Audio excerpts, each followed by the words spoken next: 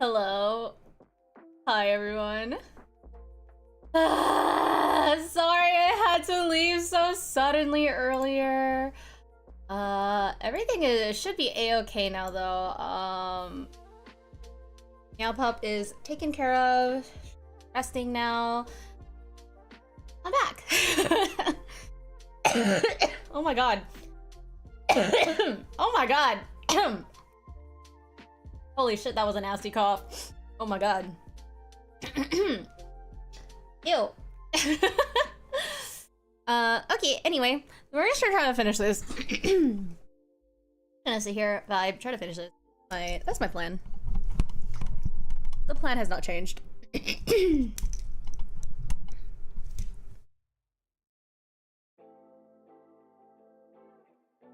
My throat is still kind of fucked from the. Oh.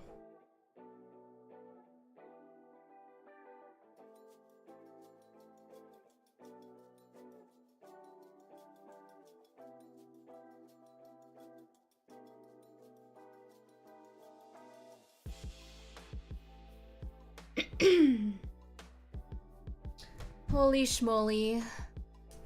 Hello, Brad. How are you? I'm back. Also, your name updated in Mix It Up now, officially. Yippee! Holy. I don't know what's happening.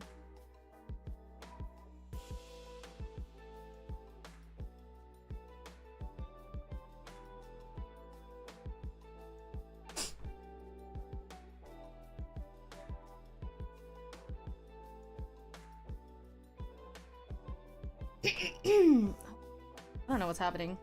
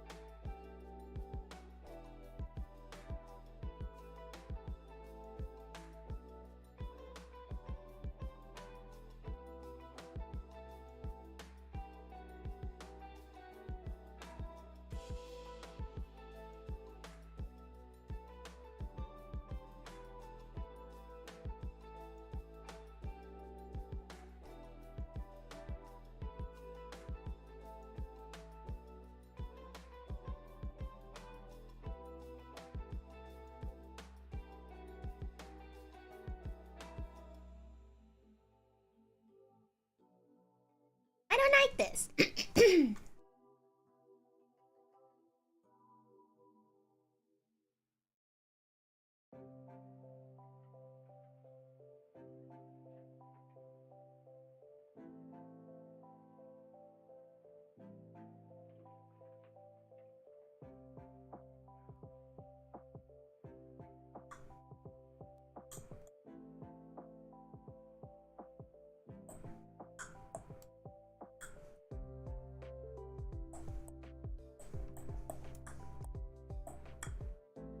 Okay.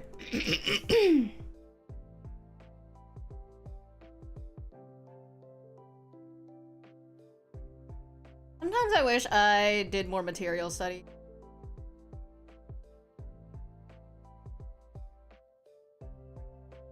When I did more studies. But alas, I'm cringe and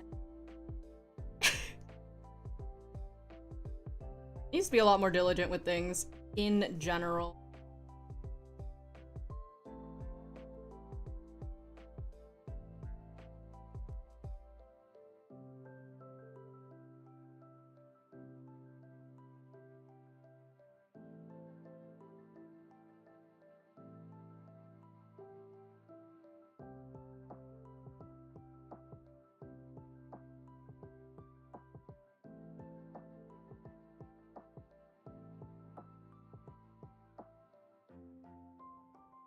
I don't like any of the way I'm doing this. Holy shit, I don't know what I'm doing.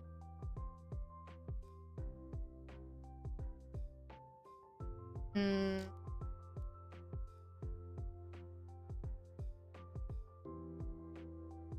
I feel like I don't.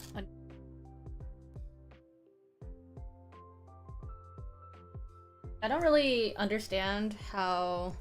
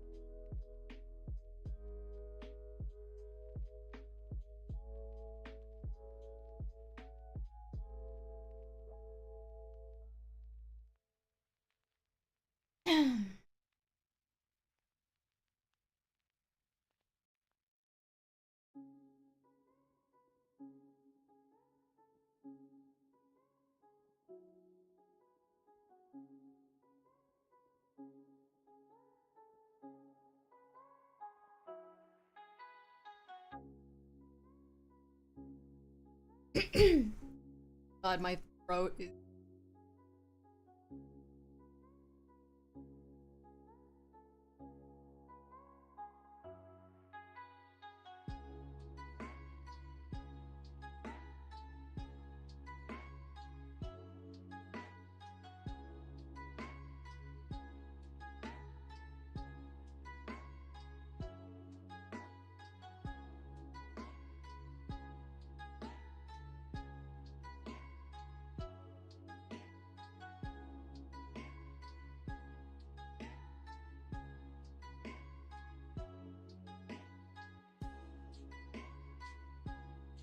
I have a really cheap one.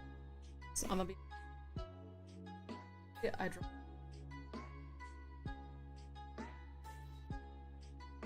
And I get blender and just do this. Hello, Duck. How are you?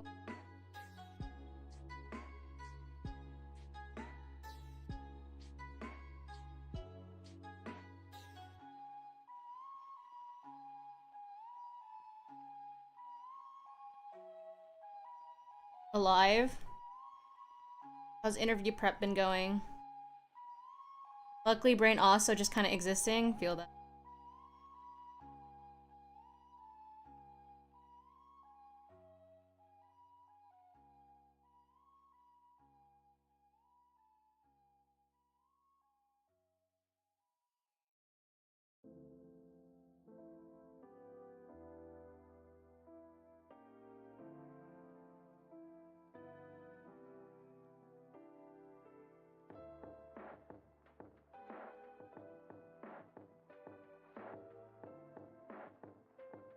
I've been good. I mean, for the most part, I'm just mentally prepping some rough answers for questions ahead of time and making sure I'm dressed decently.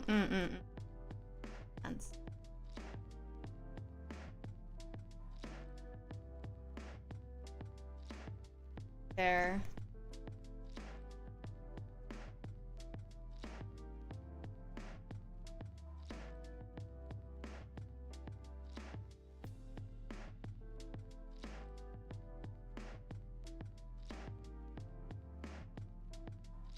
I think this...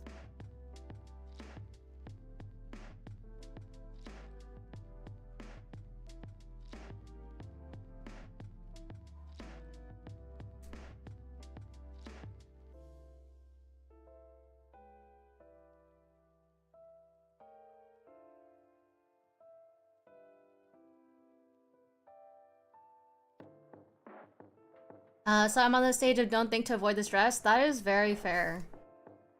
That is a, ironically, very valuable practice.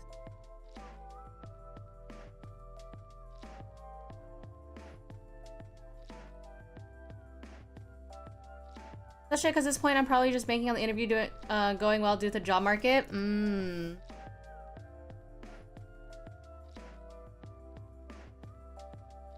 In general, healthcare is always short-staffed, so...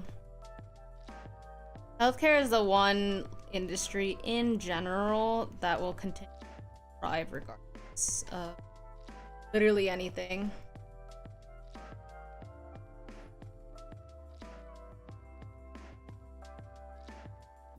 The one nice thing.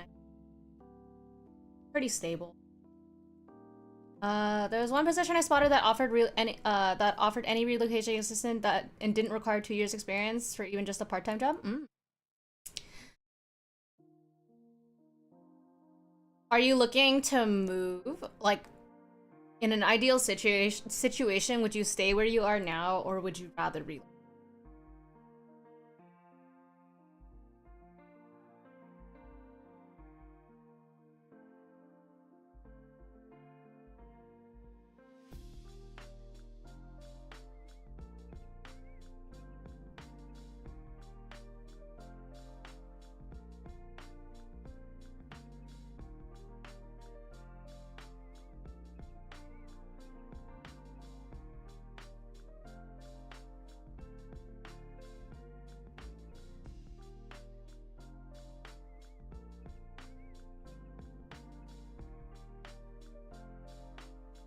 Ideally, I would stay where I am because I live with my parents and save more, but if I can get a full-time start, which this would be, plus the relocation assistance I'm hopping on, yeah, that makes sense.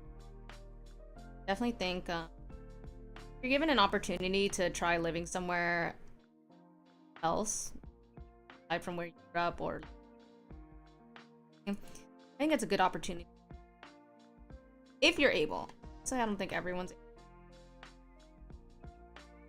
I don't blame people for not jumping on opportunities like that, but if you're able to do stuff like that, I do think it's a really good experience. Separately.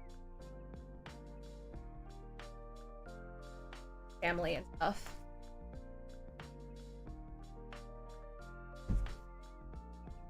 Clean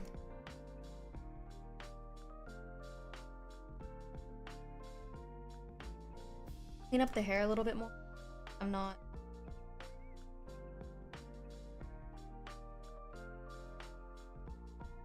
Good start, and the city where it is actually has decent wages for the rent prices, because the ability to guarantee I'll be able to rent an apartment was why I avoided sending into other makes sense.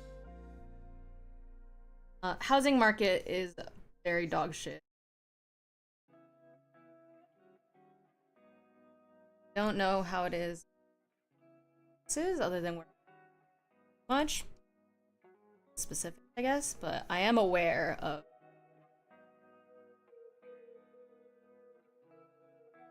I tried to keep a relatively open ear. I think it's important to know that in general.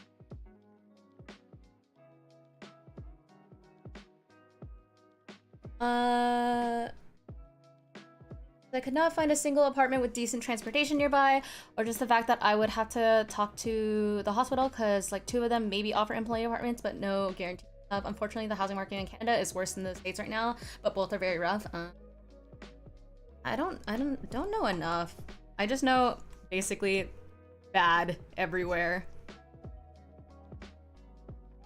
And that's hype as it is, so. Wouldn't wish either markets on anyone, yeah. I agree. Is in fact a rough for everyone.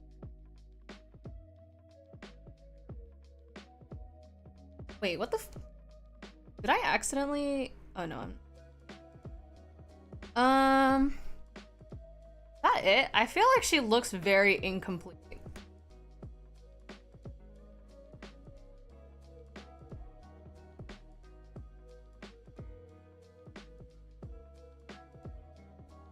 I should do her.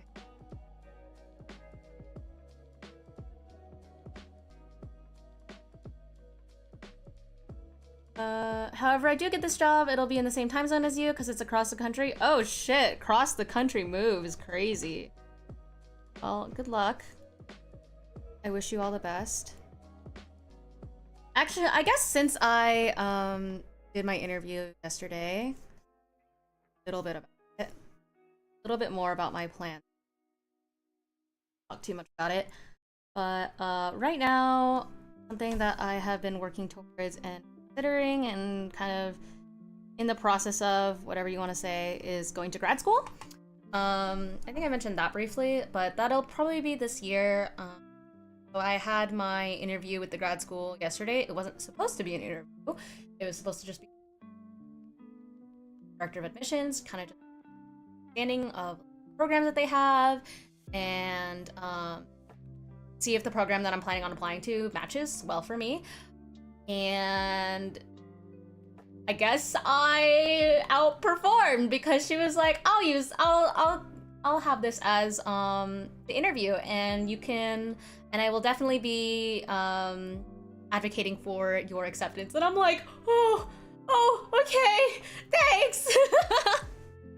But it also was kind of nice because something I'm very self-conscious of, even now. I try to pretend I'm not self-conscious about it, but I am, about the fact that I work a non-traditional job, and part of the reason for doing so is because I got laid off from my previous job. Although they were due to factors not within my control, I still am a little self-conscious about it. Especially because I come from a background where my family very much values traditional jobs and just like that kind of thing in general. So, anyway, she thought it was very cool that I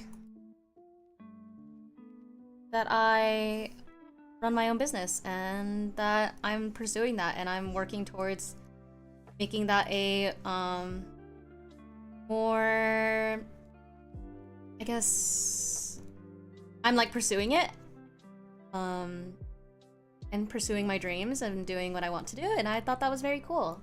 I thought it was cool that she thought that it's cool that I run a business. I don't know. It sounds a little silly, but like I genuinely I feel a little bit more proud of myself. Hopefully this interview shouldn't be too tough though, because they were advertising it in my area, so they may be semi-desperate. Yeah, if you're moving across the country, that's pretty intense. If they are reaching out that far, then so I will let you in on a little secret. A little secret. So Jake works in recruiting. Right now he does technical recruiting, so he recruits mostly like software engineers and stuff. Typically how it looks like for most people, if they aren't already like looking for remote positions or whatsoever, a lot of the times, especially for in-person things, they will look in their immediate area first, and within like a certain radius of their business. And if they cannot find a suitable candidate or a candidate they like enough, they'll usually expand their search or to other places and start offering things like relocation packages. So it means that they haven't found who they like yet, and so if you you know, kill it and you are even if you don't match up with a company's full requirements or expectations, if you fit in culturally, like if you are a good culture fit and have the desire to learn and grow and stuff like that, a lot of companies will take interest in it, you know? I think people don't realize how hard it is, or not how hard it is. I should say, like, I don't know if people realize how uncommon it is to find decent human beings, you know? So I think that's a big thing.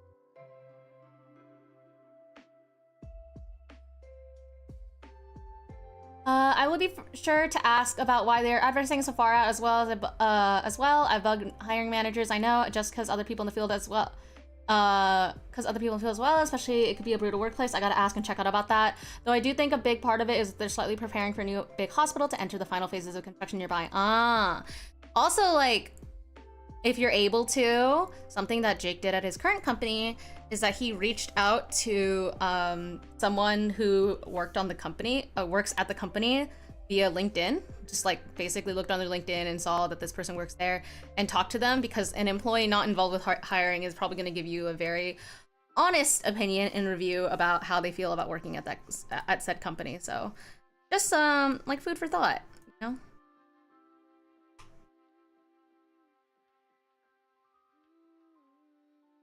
But definitely expansion is a big reason why a lot of people end up looking for, you know, for companies looking to get other or expand on positions. Stuff like if they're building another location or whatever.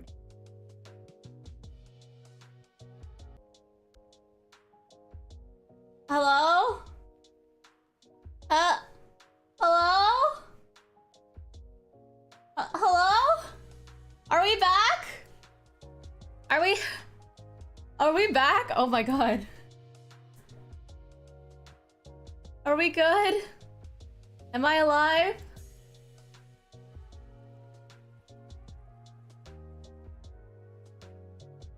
Oh my god, I don't know. OBS just started making Windows noises and then like everything exploded.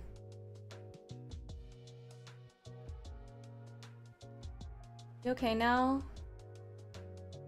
Oh man, I'm sorry, everybody. I'm so sorry. I don't know what happened.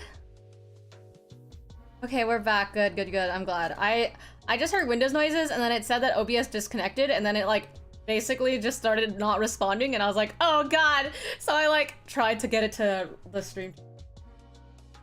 Yeah, it took a second. Sorry about that. I don't know why that happened. I don't know how to like merge broadcasts, because apparently I have fucking OBS crashed. Sorry about that. I don't really know how that happened. OBS just like, I heard Windows noises and I looked and I saw a pop-up that was like, OBS disconnected. Oh shit, really? My noise gate is kind of high? What the fuck? Wait. Can you hear me a little bit better now? I don't know if it's my noise gate. Yeah, YouTube is fine. Except for when I had the big long gap between two. But YouTube is fine otherwise. I don't know why my noise... I don't even have like... what the... Why is my noise... Oh, hold on, chatto.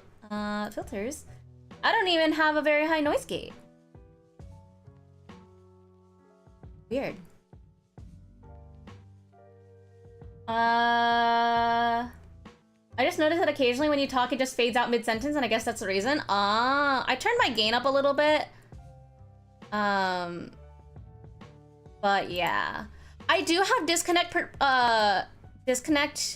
protection, but it only stays for like, I think it's like 5 or 10 seconds of disconnect time. I don't think it actually allows you to put it in for longer. I'm not sure though. Let me see. Stream. I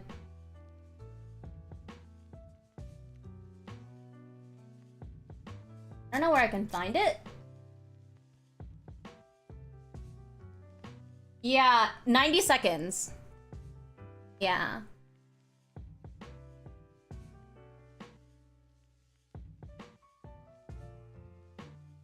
$90. I do have it turned on. But sometimes...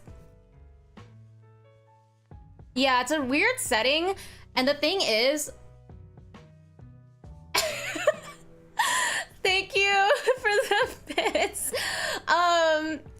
I was gonna say, I think a problem is that the connection between OBS and Twitch will disconnect first, and then the countdown basically starts. But then on the user side, you don't see a disconnection until like maybe like 10-15 seconds later. So then it's even shorter on the streamer side, because basically you see like what the viewers will see is like lag first. And I think as soon as the lag hits is when the disconnect protection starts. And then the blue screen may not last 90 seconds itself. So yeah, it's just a whole thing. Thank you, Lamar, for the bits though.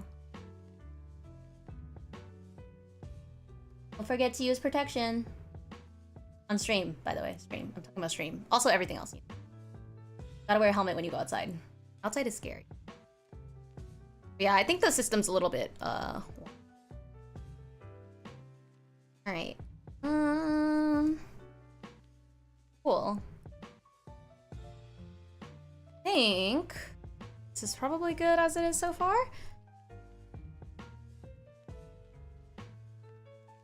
Alright, I'm going to...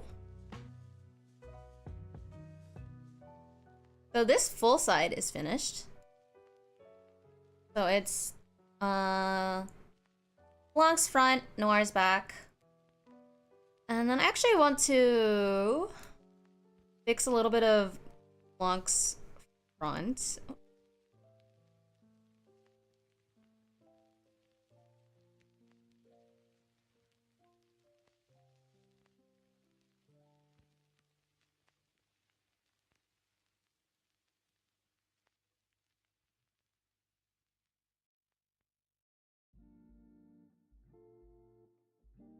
I just think this is not quite...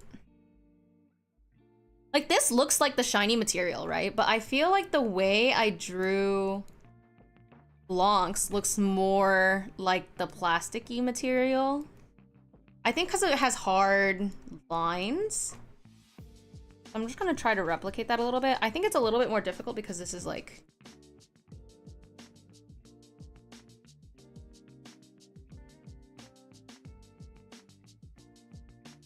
I think it's because it's black versus the white. Harder.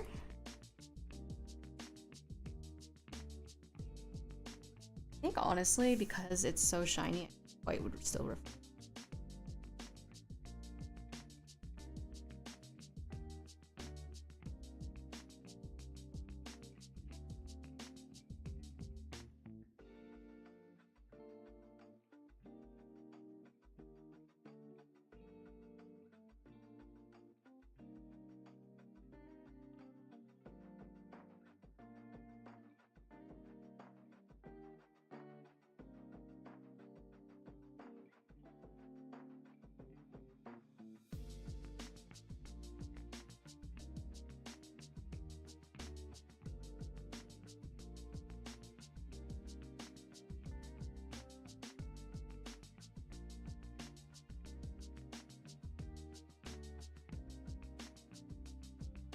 I don't really like this.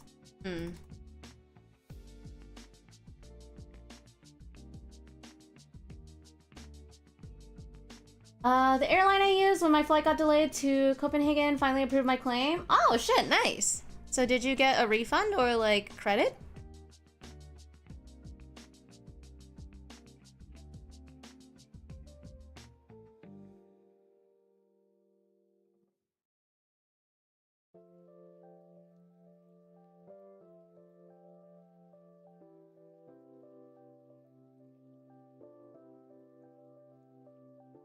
I hate European smugness, but they have so many more consumer-friendly laws. Yeah, I agree.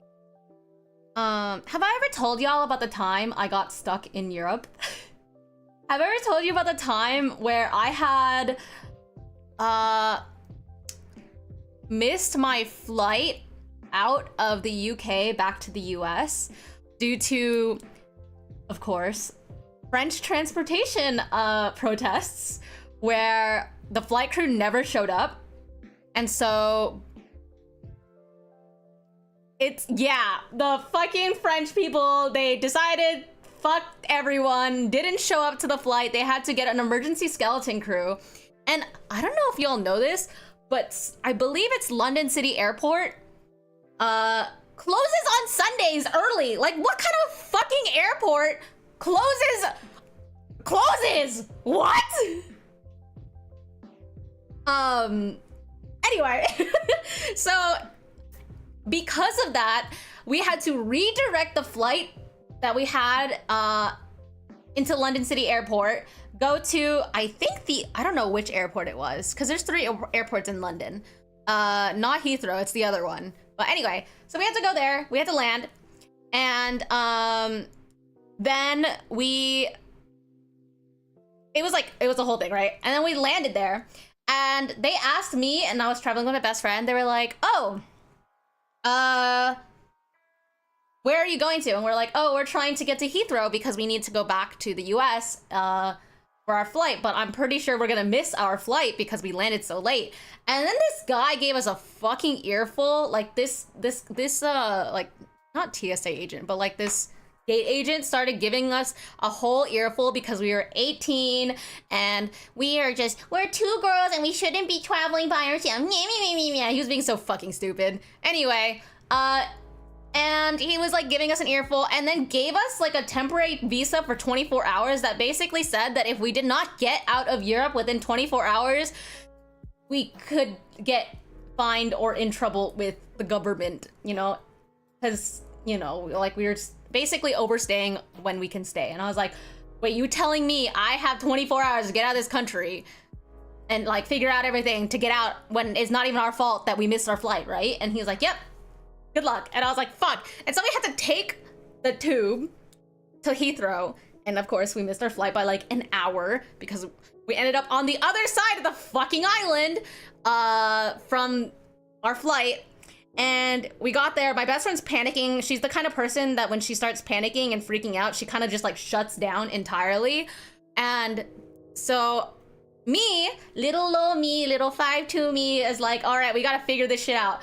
I'm the only one with signal or like international data and stuff, so I was able to like talk to Papa Cat, but she wasn't really able to get into contact with her dad. And so her parents are freaking out. My parents are freaking out because they're like, we can't get these two fucking 18-year-olds back to the United States. And then I called my dad. Apparently, my best friend's dad was about to just book the next flight out for like $3,000 per person just to get us home. And I was like, no. I was like, Dad, you need to tell him to wait. Can you just give me a chance to like see if I can resolve this? And my dad's like, I don't really trust this, but like, okay, I'll give you like half an hour. And I was like, okay, if I don't resolve this in half an hour, you can bite the bullet, fucking buy the tickets back for us, okay? And he's like, okay. And so my dad tells my best friend's dad to wait. And my best friend's dad is already panicking, so he books a hotel for us in the airport, like what are they, like their hotels right next to airports and stuff like that. He books us the fucking goddamn presidential suite because he travels a lot for work, and so he just had the points for it, and that was the only room available. And so he books us the goddamn presidential suite, which by the way was a whole fucking ordeal and a half when we checked in because they were so confused why we were like two 18-year-olds could afford that. But anyway, I went up to I think it was American Airlines, and it was technically British Air that made us not make it, right? So British Air made us late and mixed our flight, and so our flight back was with American Airlines. And I was like, hi. I walked up to like the like gate agent, and I was like, hi, we missed our flight because of some French protests with British Airlines, so we weren't able to make our flight that left like just an hour ago back to the United States. We have school on Monday. It is Sunday or like Saturday night. I was like, we have to go to school on Monday, so is there a way for us to get a ticket home without having to buy a new ticket, essentially? And the guy's like, well, first of all, that was the last flight back to the US for the rest of the day, so I can't get you on another flight today. Second of all, it's another airline, so it's not our problem. You have to go work with the other people. And I was like, my guy, do you see my best friend here? She is about to cry, okay? Like, I am a US citizen. The guy at the other airport was flaming me for being barely 18. He's right though, I am barely 18. I turned 18 like 2 months ago. Can we just figure something out? And he's like, okay, I'll see what I can do. And so then he's like, all right. But he looked on the thing and was like, we have 2 seats left on the next flight out at 5 a.m. to the US. I don't know if I can get your ticket for free, if I can like book you for just book you and get you out, and I don't know if there's any compensation I can give you, but I will try. And so like it's this whole thing. I'm like 10 minutes later, he's like talking to a manager and stuff like that, and I'm like, oh god, the time is ticking. I've got like 10 minutes left before my dad and my best friend's dad buys a fucking ticket. Like, I assume what those tickets those same fucking tickets, because he told us there was only two seats left, and it's like $3K per ticket. And I'm sitting here like, no, wait, I got this. And so the guy was able to like get us the tickets, and I was like, oh, thank God, thank fucking God. And then I get a text from Papa Cat that's like, the seats are gone, and I'm like still talking to this guy, and I was like, that was us. And then I had to like wait to tell him more. And then I was like, is there anything else we can do? Because like we're stuck here for the next like, I don't know, 12 hours or something. Like, is there anything like any other compensation we can get? And so it was very nice. And he gave us like meal tickets or meal vouchers. So we were able to like actually eat food. But my best friend and I are both the kind of people that if we're like stressed, we have a hard time like eating anyway. And so it was like shitty airport food. It's not like we really got to eat very much, but we like grabbed things and we tried to go to the hotel and stuff like that. And I told Papa Cat everything that happened. And I just remember Papa Cat and my best friend's dad being so confused and shocked that I was able to talk my way into getting us tickets from a different airline when we got fucked over by the French. So, yeah, conclusion is, I personally, I'll just say it, I'm racist. I hate the French. No, I'm kidding. I'm kidding. But yeah, the French protests, what do you know, got us stranded there. And when we first noticed that our flight was getting delayed when we were in France, because we were in Nice at the time, we were flying out of Nice, and we were like, we noticed that we kept on delaying, and so my best friend called her mom at like, it's like 3 a.m. their time, and told them like the situation. So like apparently the parents had been like festering in stress, and so had my best friend. But I was just like, I'm sure it'll all work out. And so then obviously when the skeleton crew showed up and all this stuff happened, I was like, Pog, we're winning, we're fine. I think that was when I realized that I operate very well under stress. So, yeah, that's when I was like, maybe I can work in a hospital environment. Maybe this isn't actually so bad. Yeah. My main comment is 90% of the time I have encountered anyone French, be it from France or French Canadian, they have been rude as fuck. Honestly, I don't even know. When I was in France, I don't even know, man. It was so long ago. But yeah, like I don't even know if I would say they were like rude inherently, but I was just glad that we were stuck in London and not stuck in France. Because if we were stuck in France, me and my best friend don't speak French. We were there visiting her brother, who was currently living in France. So yeah. Yep. As much as I joke about, I won't instantly cut off anyone French and me getting them, but I'll definitely be more wary. Sounds like you did a good job convincing that guy to get you a ticket, and my headcanon is that he hates the French too, and that was part of why he helped. Oh my god, you're so right.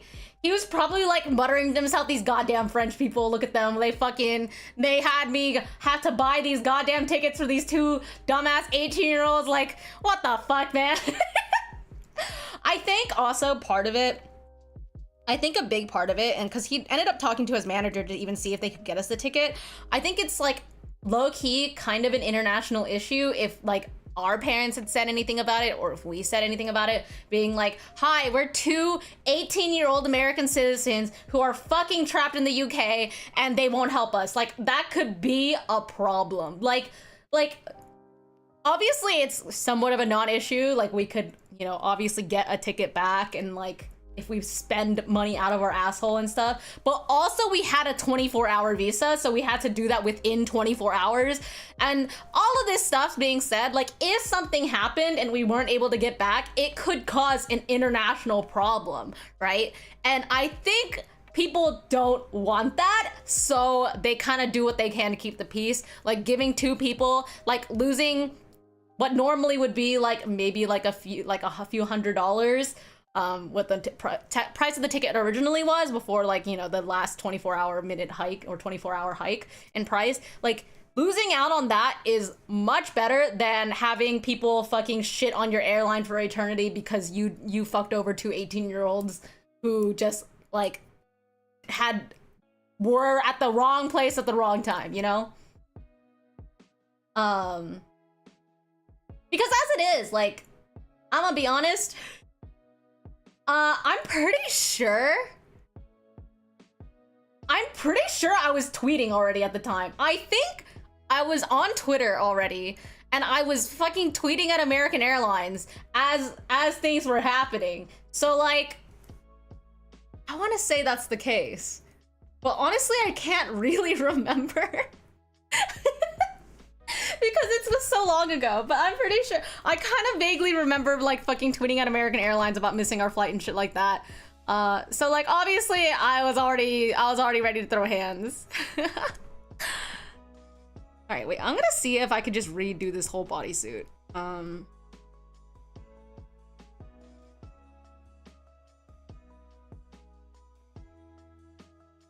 don't really like how I.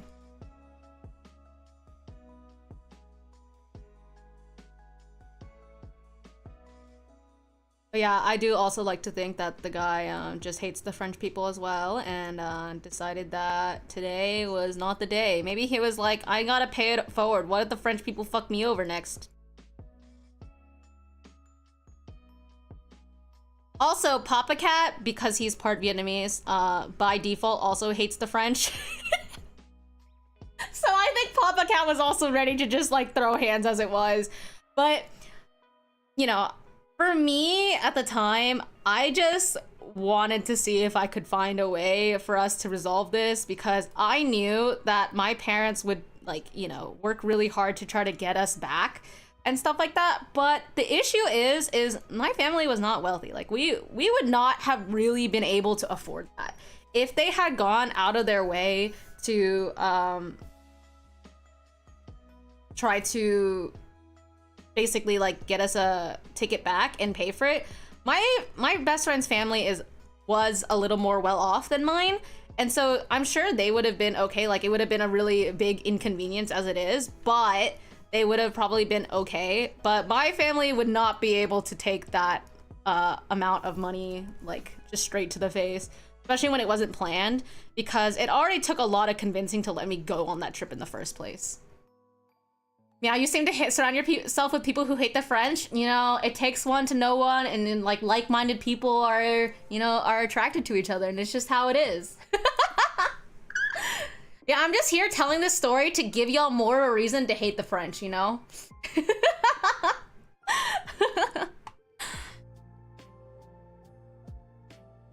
I have no strong actual opinion about the French people, if I'm gonna be honest. I think that was a very inconvenient situation and very annoying as it was, but again, not the end of the world. My issue was not nearly as complicated as yours, so I got delayed out of Boston 2 hours and I missed my layover by like 15 minutes, and they basically said, wow, too bad, get on a flight in 8 hours, here's your bitch boy meal voucher. And then I got an email from the company that was like, so your inter-Europe travelers are actually entitled to compensations for a situation like that. I think in general, you are entitled to compensation, even in American you know, different airlines and stuff. However, the process is way harder to resolve, and like basically it's harder to get your compensation because they try to give you 1.5 million loopholes to jump through before you can even get that. So I'm not entirely surprised, because yeah, like again, they just probably don't want to give you they don't want to give you compensation if they can help it. So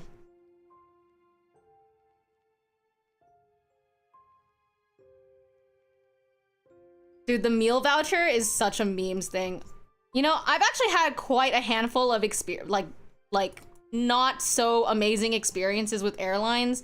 I don't know if y'all remember, but a few years ago, I want to say like 3 or 4 Christmases ago, around the holiday season, when Southwest fucking exploded, and like because of the winter storm and their system was just like not equipped for it.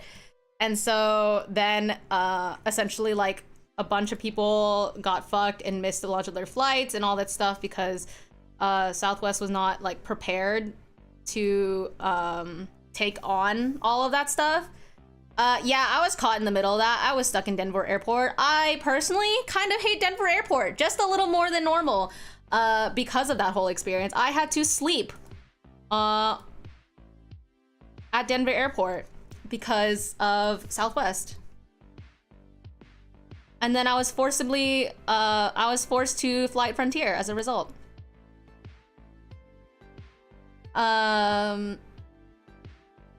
It's good the US has something like that too, but I don't trust those airlines, but they make it miserable to file. Oh, 100%.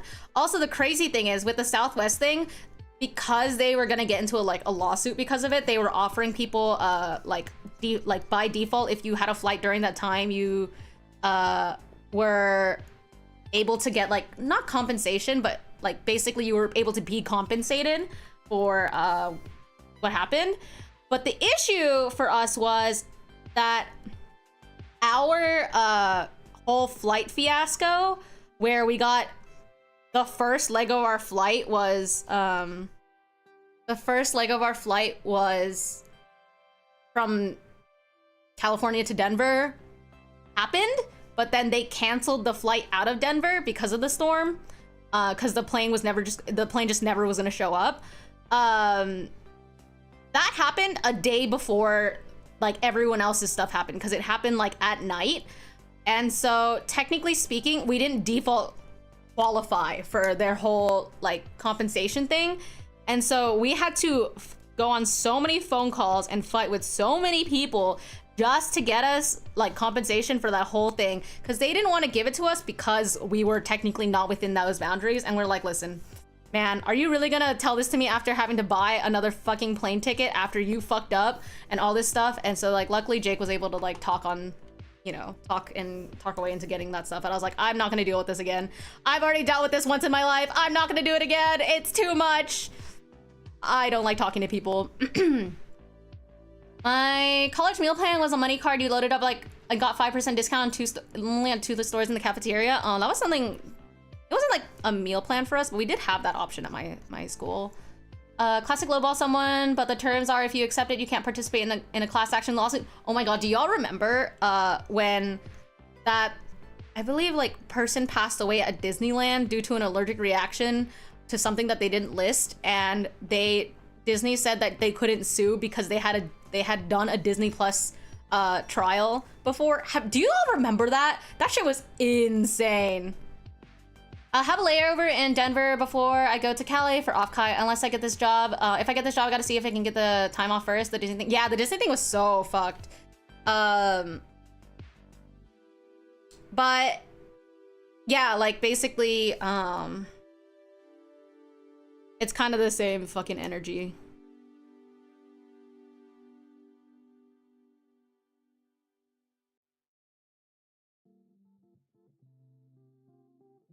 The Disney Plus terms and conditions, yeah, like that was nuts. That was so insane. Like how did they didn't get away with it? I don't believe.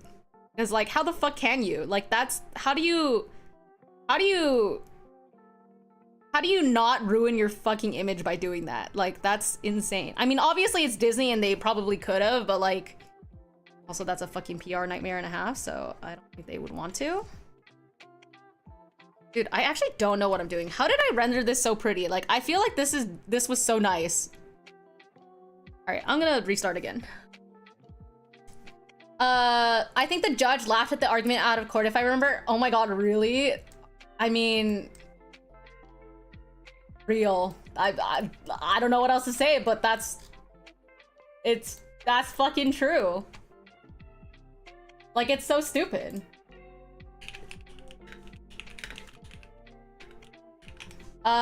Close your eyes and let the hands work. Oh, let me just see how like black, like a latex bodysuit, like it black.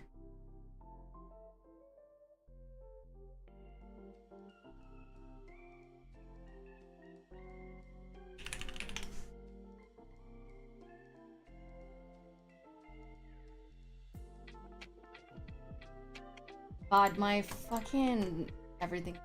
Oh, really nice after.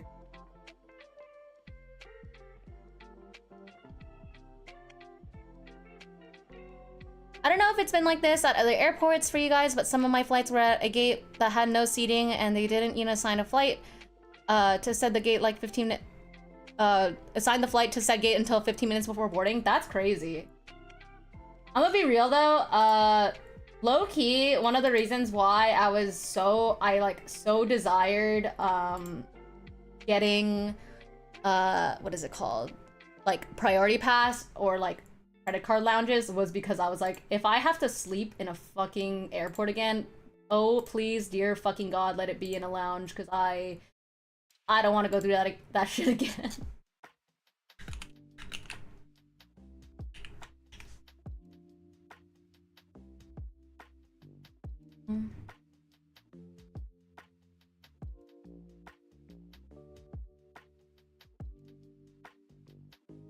Selection. Horizontal. Okay, I think I have a few samples. Alright. Okay, I think this is better. Alright. I do remember when I was flying to Hawaii, like, I think 2 years ago, we were there early to our flight and we were like, all right, we're gonna go to the bathroom because we had some time before our flight. And then like, we had like half an hour, like 15 minutes before boarding started, half an hour before they like said doors are closing, right? That kind of thing. Apparently, no, because they started calling our names on the goddamn intercom saying we were like, it was like last call. And me and my friends were like, what? Like, are you crazy? What do you mean? Like, we have time. And like, yeah, they just were like flaming us, being like, come on, we were waiting for you. And we're like, what the fuck do you mean you were waiting for us? Like, we just, it has time. The boarding time hasn't even started. What do you mean you're waiting for us? It was crazy. Fucking crazy.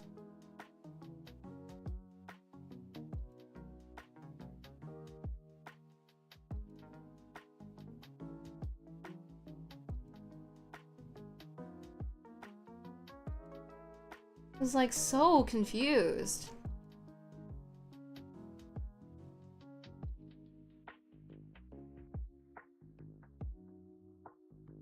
All that for the flight to leave 15 minutes later than scheduled.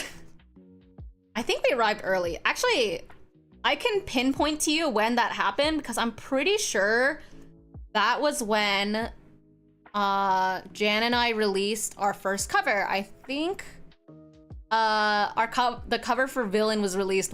Why have I released 2 covers while I'm in the fucking air? Like, I don't understand. How does this happen?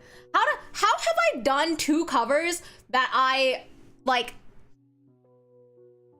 just all this like I can't even be there for the actual release of it because I'm going on fucking like, how do I plan this? I'm such what? Did I tell you about the nightmare of when I was trying to leave Toronto? No, I don't think so.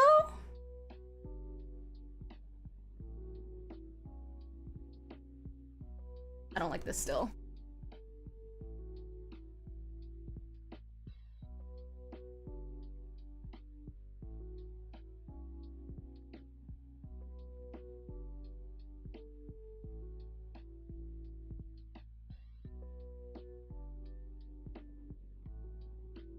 Looks.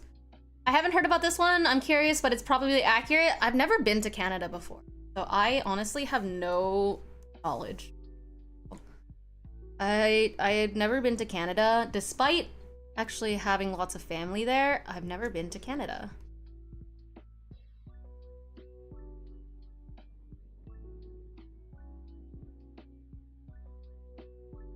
I would like to go one day. Not to say I don't want to go. I do. I have not gone as of this. As of now, right now.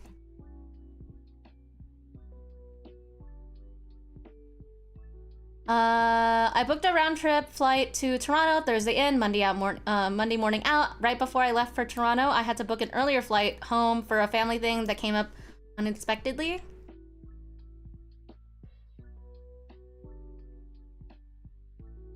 Wait for you to story.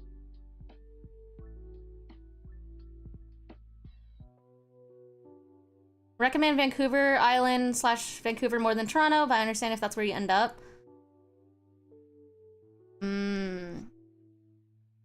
I've heard a lot of nice things about Vancouver more than Toronto.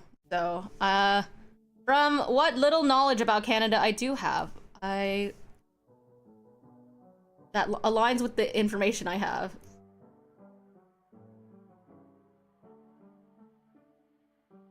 I was unable to change my flight home because they would make me rebook the entire thing, which cost me twice as much, so I had to separate one way home early through Air Canada. Original route was Delta.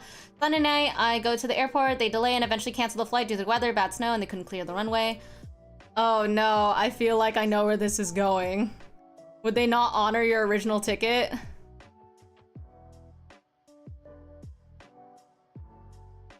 They not want to honor it because of silly, dumb reasons?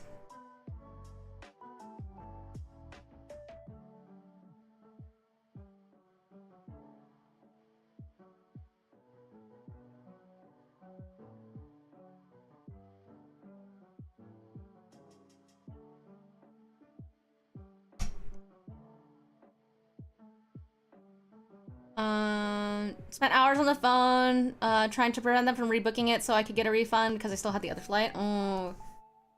Never got anyone on the phone. Air Canada was absolutely fucked that. Oh man, that's rough. Actually, one time for work, this was in college. I was working on campus in an office. I was basically like a secretary, and I got paid to sit on the the phone, like sit on hold essentially with Southwest Airlines for like, I think it was 2 hours out of my like 3-hour shift. And my boss kept on laughing. She was like, this is probably the easiest, like, you know, X amount of money you've made in your life because you just sit here and you're just waiting. And I was like, yep. I was literally sitting there like doodling my ass off.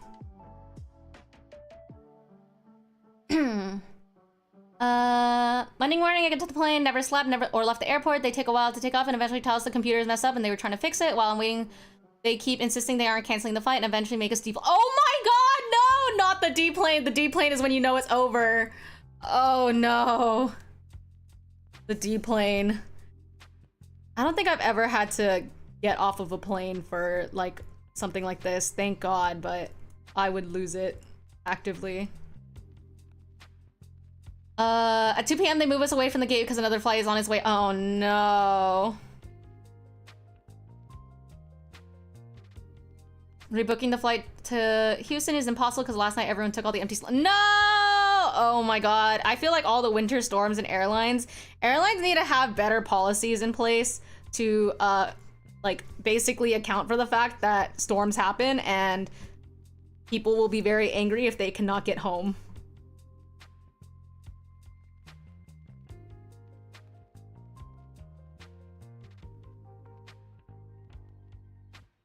Had a 10-hour delay on my way home from Akai last year. Oh god. No, all this trauma, guys.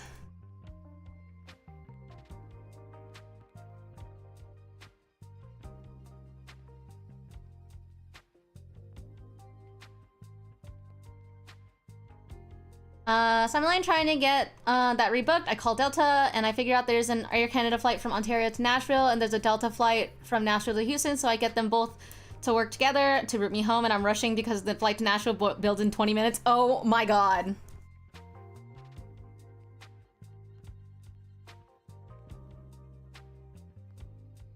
That is not stressful at all. Totally not stressful. I would not be crying while running to the gate, to be honest.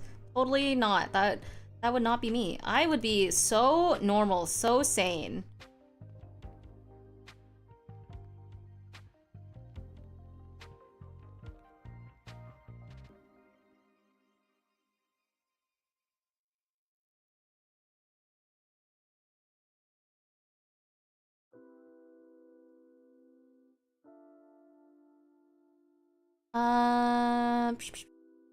And finally we get them to agree to do it despite being against policy. Nashville isn't close enough to Houston for it to be allowed. I get it taken care of. We win. I get on the plane to Nashville and we get all the... This flight is delayed and we're like, why, this is fine. Even the flight attendant... Oh, God. Oh, no. I think at that point, I would just end it all. I think at this point already, I would have already said, call home, ask what the process of shipping my dead fucking body back to the United States is, because I would just end it all. I would not.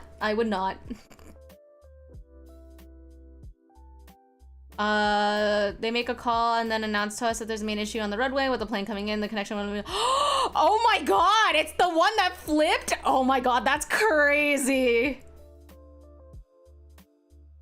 It would have been faster to apply for Canadian citizenship, most likely. I agree. I think at that point, you just accept fate and you live in Canada.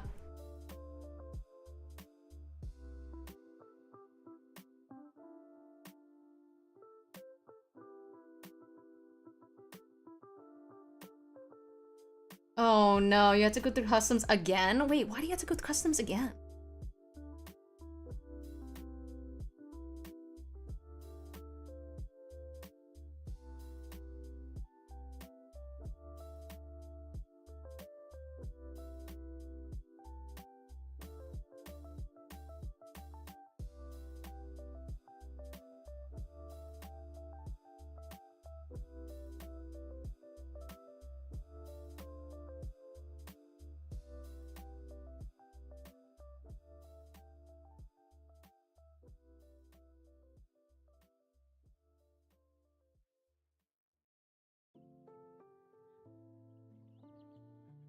Would also choose. apply for Canadian citizenship at that point. It's like, Canada doesn't want me to leave, actually. I live here now. What are you gonna do about it? Deport me? To where? Canada? Or deport me? Then I get home, man. Like, I win either way. I live in Canada or I fucking get deported home. That seems like a W to me. I argue with them until they do, and they put me on the same flight the next morning, which that one gets delayed when I wake up and they don't explain why. And then when I get to the airport, they delayed it for another 2 hours, so we leave at 10 instead of 7, and the flight attendants need mandatory rest. But I had 4 flights out and had to get on 3 planes. Oh my god, that's so annoying. Well, at least you made it home. That's all that matters, Copium. I'm still unmarried. We can work through this. Technicality. Yeah, I feel like if all else fails, I think I put myself on. I don't even know if this is still if this is a thing. But subtle Asian dating. I don't know if that. Am I too ancient for that now?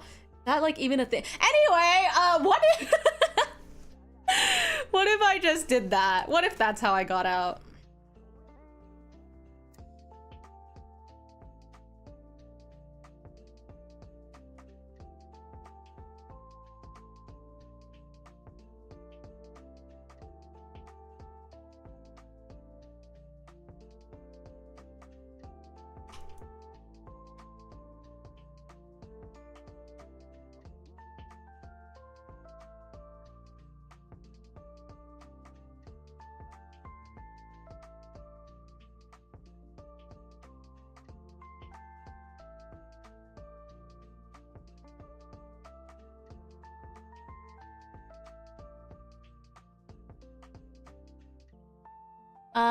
There's a section of YYZ that is under US registration. If you pass your customs and you're American, so I have to go back to Canada every time.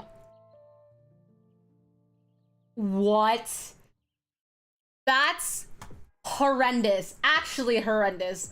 That's when I pray, I hope and pray you have fucking pre-check so you don't have to go through, at least, okay, I don't think going through customs is inherently as bad as going through TSA typically, because I think the most annoying thing about customs is when you get off of a plane, then a lot of people are also getting off the plane at the same time, so that's why it's busy. But also if you don't have to,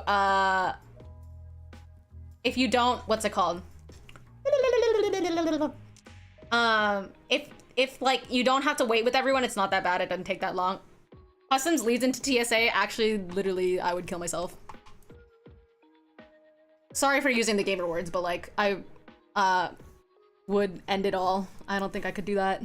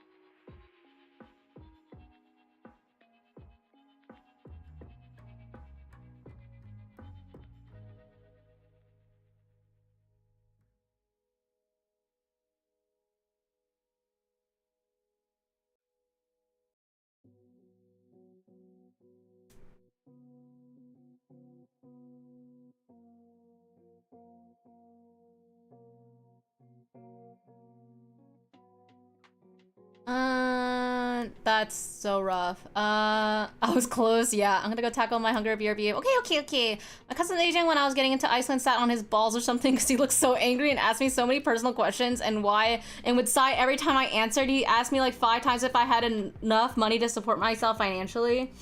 Weird. I remember talking to someone about like why customs asks you specific questions, but like still, I think sometimes it's a little insano. I was in a similar to your situation a little because I'm currently 20 and do not get taken seriously in many situations. Yeah, I just look like a tiny person. Like I don't think people. Okay, if I don't wear makeup, I think people think I'm anywhere between like the ages 14, okay, maybe like 16 and like 21, maybe. I don't know if I really look my age if I'm not wearing makeup. I'm gonna be honest. I think I have a little bit of a baby face. Not like substantially so, I don't look like a child, but like, you know, I don't think I look super, I don't know. I think it's just the Asian thing, you know?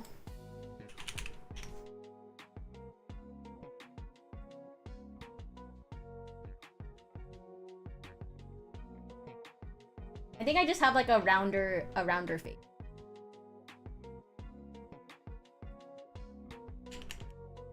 I think it's a Little Caesars time. Ooh, Little Caesars. I have not had pizza in a while.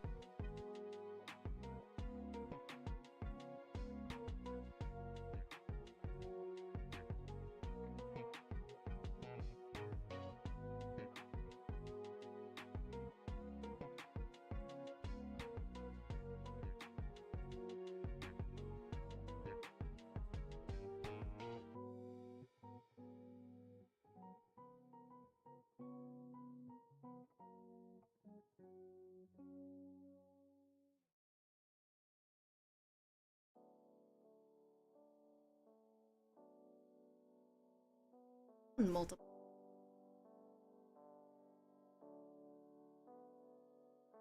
Ooh.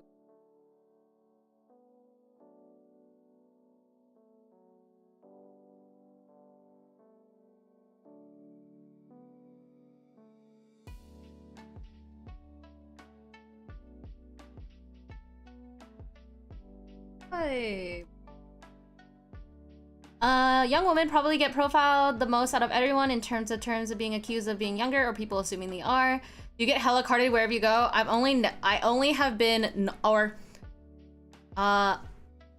only been not carded one time in my life. And it was in Hawaii when I was with Jake, and I think and everyone else in our party got carded, and so I think I literally just I temporarily got the white person buff. I'm gonna be honest, I literally think that's what happened. I think I just got buffed by being next to Jake at the time. But yeah, I do get carded. Carded everywhere. Yeah, because Jake's like our token white boy. In our group, Jake is actually the minority. We make this joke a lot because most of our friends are some type of Asian. And so, yeah, conclusion is that I got to use Jake's white card temporarily and not get carded when I walked into a bar in Hawaii. I did get carded at the bar itself, like when I ordered drinks, but they also are just required to card everyone who gets drinks. But in terms of walking into the bar, me and Jake were the only two people who weren't carded, and that is the only time in my entire life that I wasn't carded while in the United States. I don't get carded when I go to Asia because they don't fucking care, so like it doesn't really matter. Also, like they are also hyper aware of the fact that younger people look younger there. Like ethnically Asian people will look younger, so they kind of just accept that and they don't like go out of their fucking way to make everyone's lives miserable. So that was the case with that. However, yeah, that was the only time I ever did not get carded. Which do I like better? Do I like...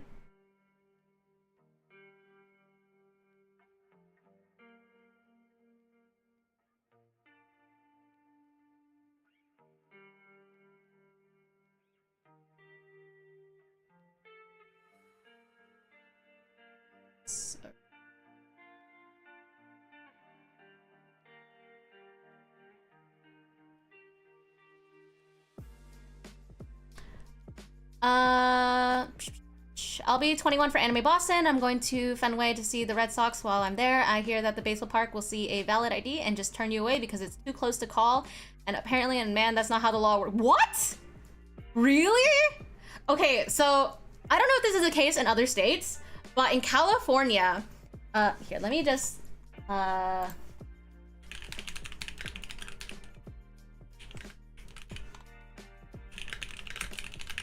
So in California, there's 2 types of license.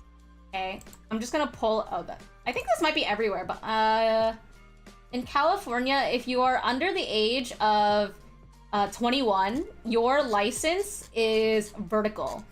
This is Arizona, so I guess Arizona is the same. So, come on, please. So, if you're under the age of 18 or 21, your driver's license is vertical by default. Technically speaking, your license plate or not your license plate, your driver's license can also be vertical even if you're over 21 because of like when your thing expires. Okay, cool. That's a nationwide thing. Awesome. Yeah. So there's a 3-year age gap between me and my sibling, and I got my horizontal license before him, just because of when my license expired. So like if you have a horizontal license and they fucking say, it's too close to call, actually insanity. Because the thing is, if you renew your license too early, you will get a vertical license and be stuck with that for a long fucking time. So, you know, that's not a, you know, rant. Like that's so silly. That's such a silly, that's so stupid.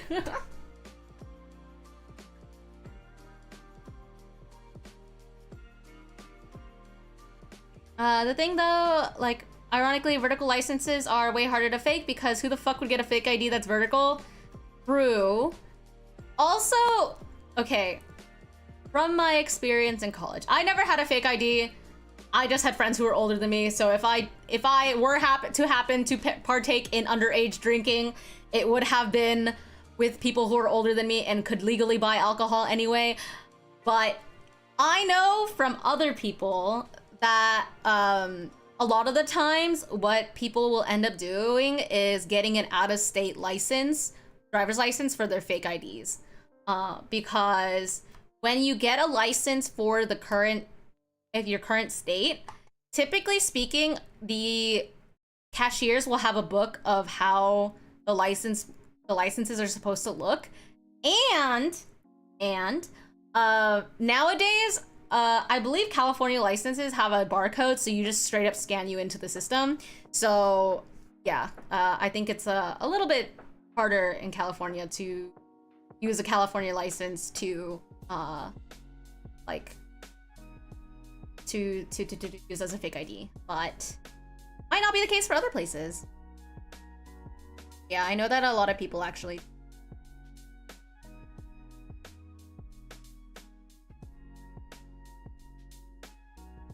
Oh, I see what's up.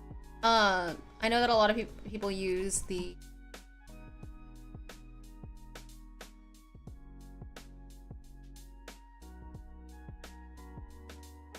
like other states.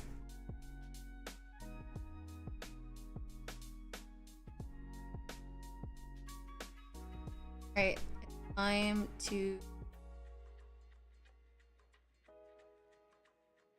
get the flats in here. I don't have a fake ID because I'm a law-abiding citizen, but however, if I wanted to have ever gotten a fake ID, it would have been from Montana. Why Montana? There a specific reason for that. That's very specific.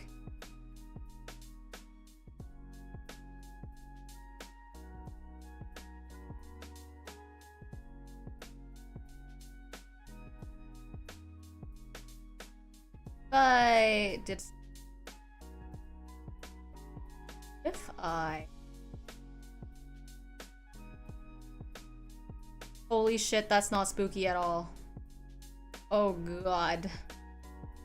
Ah! Okay, wait. This. Well, hypothetically, in this scenario, I wouldn't have picked the state, and the website would have hypothetically sent me one from Montana. Oh, I see. I understand. Montana's very. I feel like I've definitely seen the most fake licenses from the fucking Midwest and like central United States, you know? Like fucking Tornado Alley. I don't know what it is. But I've never had a fake ID. Never needed.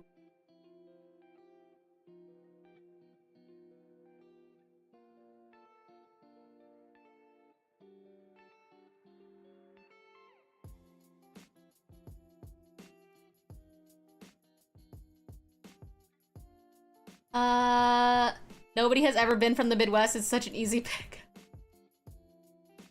So true, so true. What the fuck is the Midwest?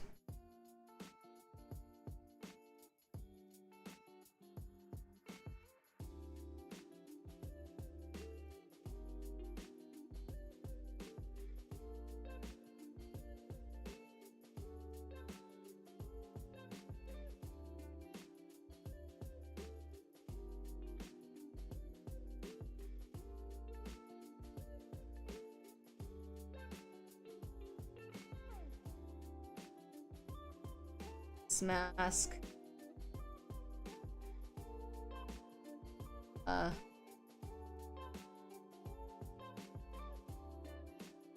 Hide.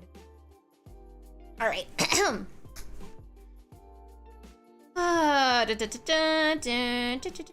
Okay.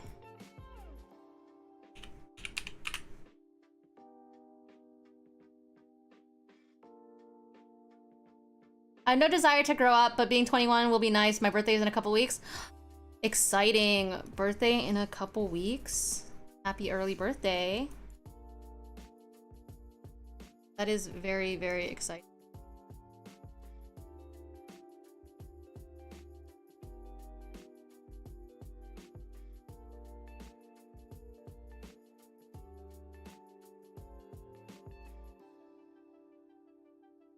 To find. Actually, it's. I'll just color pick it. Fuck it. I don't want to deal with this.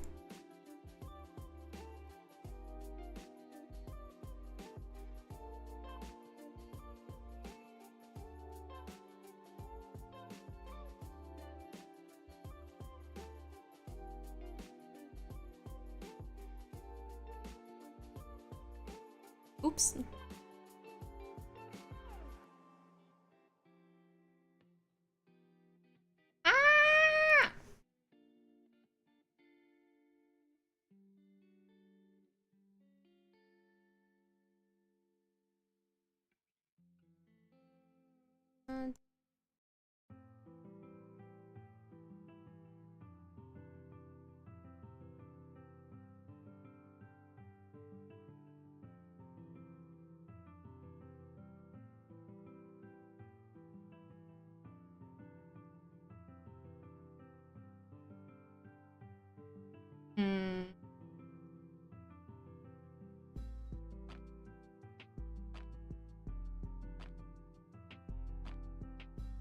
Let's clean this up.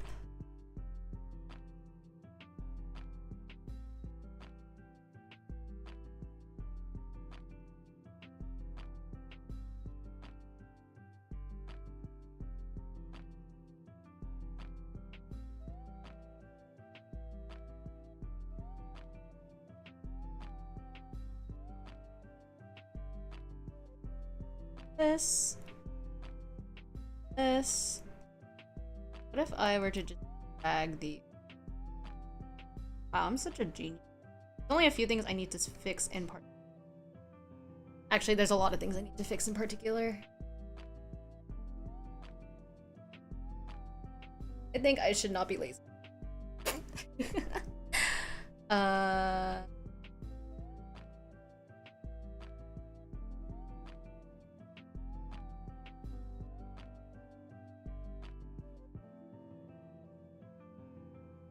Skin.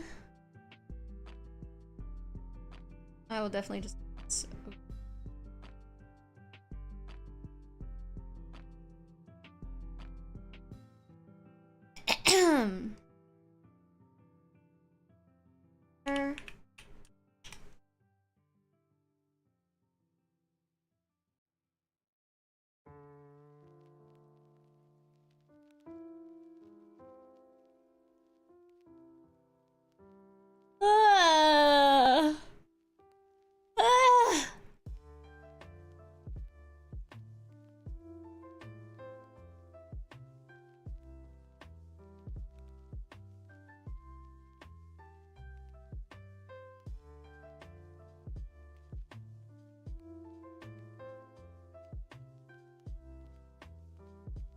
Missing any parts?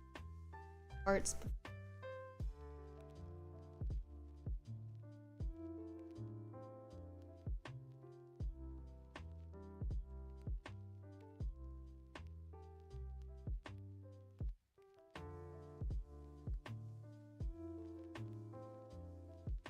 The only reason why I do this is I think that the color applies a little bit, or the color doesn't like have weird gaps in it anymore. Just the border of the mask. I just go over the line. But there's less edges to the mask to color issues.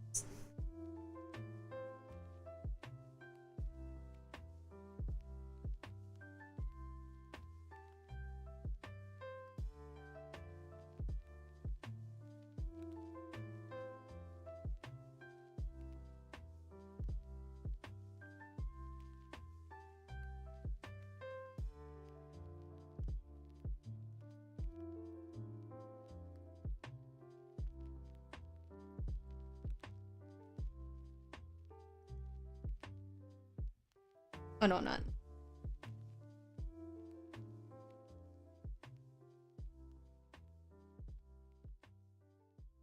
How many games you've been playing recently? I've been like burning through games off stream, so I've been just trying to find games to play and get through my backlog. Because my goal for this year was to finish more games and also get through my game backlog by also not trying to buy more games. I don't know what to play. I'm really enjoying Rich Spring R right now, but I don't know. I've also been playing Eastward, which is like a pixel dungeon crawler type thing. What is Eastward's like? The art is so pretty for it. I don't know what the genre is actually. I've been playing 1,000,000 hours of Baldur's Gate 3. I'm very curious. How many hours of things do I have?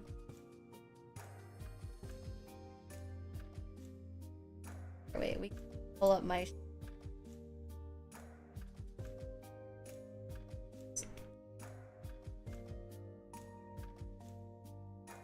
Fill up my Steam.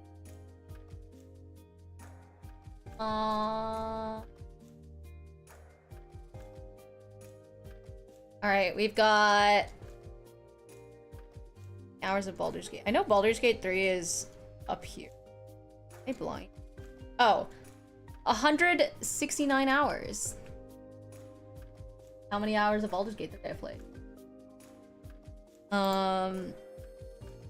My technically second most played game on Steam, because Terraria is both 1 and 2. I actually like surprisingly don't have as many hours in lots of games. I actually, for Baldur's Gate 3, I only have like 1.5 playthroughs of it. I have 1 playthrough completed, and then also like maybe a quarter of another playthrough of like a full evil route with friends, but we never finished. But I haven't actually played Baldur's Gate solo, and I don't know if I'm very interested in it either, if I'm gonna be honest. I'm a big like D&D person in general, so that's what appealed to me about Baldur's Gate. But I don't know if I would enjoy like basically controlling multiple characters and stuff like that, you know?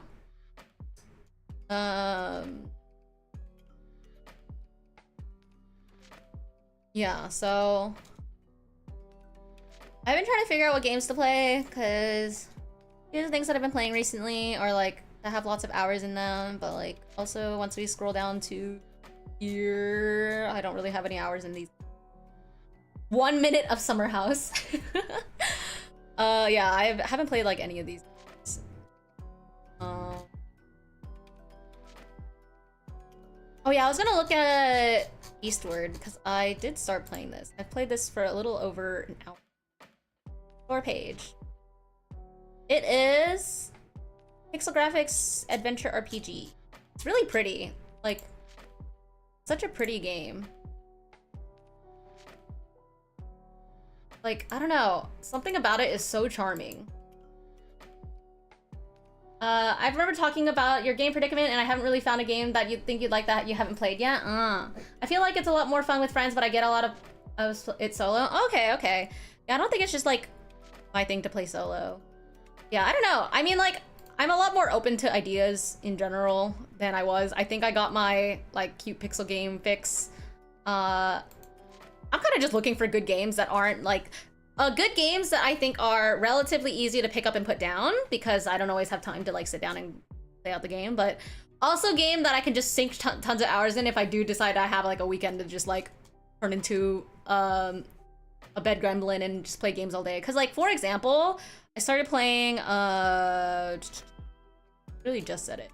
What am I? Witchspring R? 3.5 hours, 3.4 hours in this game, and it's so fucking cute. Look at the main character. She's so adorable. Adorable. She's so cute. Her name is Pieberry. Look at how cute. Oh, this is time skip. But she's so cute. She's so adorable. And yeah, it's just a really cute JRPG that I've been playing. So I think it's very cool.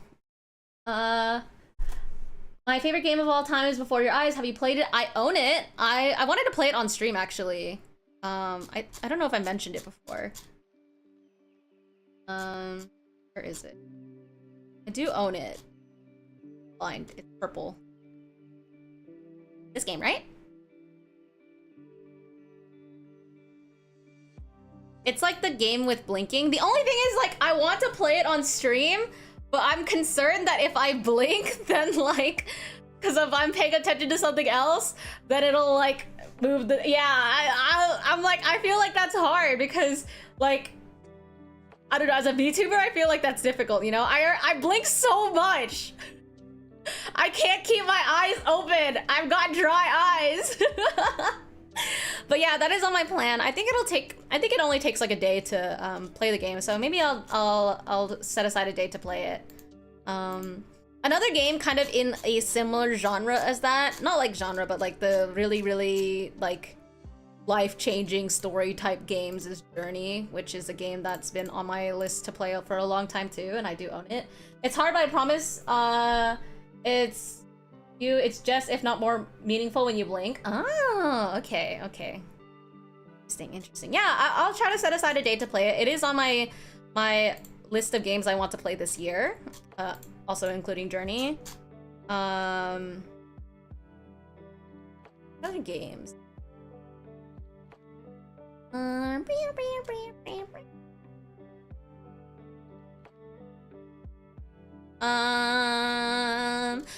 gonna be honest, I tried Astroneer. I tried it for almost an hour and a half and I couldn't do it. I don't know. I didn't really enjoy it. Have you played Firewatch? I've heard of it. I don't think I own it though. Yeah, I don't own it. Tell me months in advance when you're gonna play Before Your Eyes and I'll take it off work. Okay. Well, I usually play games in the evening, so hopefully you'll actually have the ability to end said stream.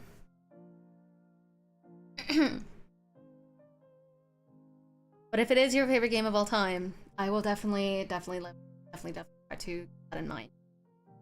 Schedule my games.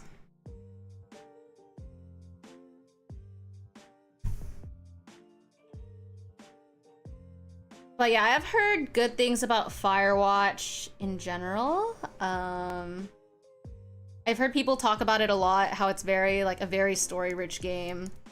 And I've been trying to get more into like those type of games in general because I think they're valuable and fun and a good time.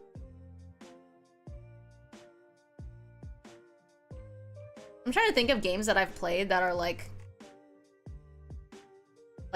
life-changing, and the only one that really comes to my mind when I say genuinely life-changing is like Celeste. Like Hollow Knight changed my life in a different way because I just love that game and it's like a perfect fucking game. Well, it's not actually perfect, but like it's almost perfect. It's as perfect as you can get to perfect. But I think Celeste is like such an incredible game, so that is definitely one. Firewatch is another one I highly recommend, and I think you played off stream for a pretty chill solo experience. Yeah, that was the thing, is I heard that it's like it can be definitely pretty chill to play. And so it is something that is on my list of like games that I've been kind of looking at. I think it might be on my wish list. I've heard of What Remains of Edith Finch as well. I've heard of the game. I don't know much about it though. There's a few creators on TikTok and on YouTube that do a lot of like game reviews and stuff like that. And they do a lot of, specifically they do a lot of games that are kind of in the genre of like, how do I say it?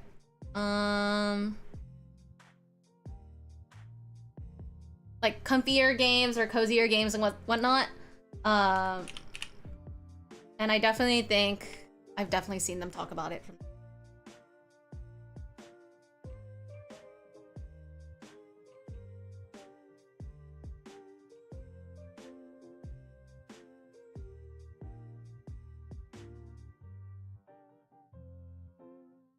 Oh, thank you for the stretch, hydrate, and save redeems. I don't have water with me.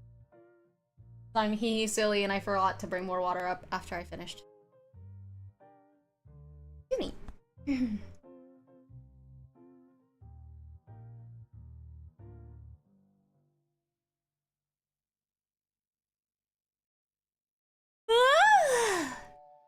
Last one I can think of off the dome is Night in the Woods. I really want to play Night in the Woods. I really, really do. I think I saw Elira playing it, and since I saw part of it, I was like, this looks really cute, and I really want to play it. It seems very interesting. So I didn't watch her whole playthrough of it because I was like, okay, I'm gonna save it for when I get it, when I can play. Yeah. Oh, actually, a game that I want to play on stream. I just realized that I'm still on screen share rather than called. I wish. I want to play 7 Days to End With You. Oops. It's a cool visual novel type game. Hungry Lamb is one, but I don't know if I'll play that on stream. And then there's one other one that I was thinking about. Where is it? Kind of in the same vibe. I might own it actually. Oh, Beacon Pines. This one. I heard it's really good. I played Slay the Princess on stream. Yeah, I can, if there is an interest in me uploading it, I can find the VODs and upload it to YouTube. Because I've been meaning to go through old VODs and trying to post. Yeah, please upload. Okay. Yeah, I played it Halloween 2 years ago, I think. Not last year, but the year before that, I think is when I played. Prime background VOD content. I don't know. I feel like every VOD of me has, or every VOD that exists of mine, I feel like, except for art, I'm so loud. I don't know how you do that as background content. Like, I remember Jake's mom telling me that sometimes she'll put my streams on the TV, like while she's working and stuff, like not like working, but like while she's like cleaning the house and stuff. But then she has to remember to not do that because then it'll disturb everyone else in her house. Because I'm a fucking psycho. I really liked Slay the Princess. It was really fun. Very cool. Definitely would recommend that one to people. Atri is another one I want to play on stream specifically.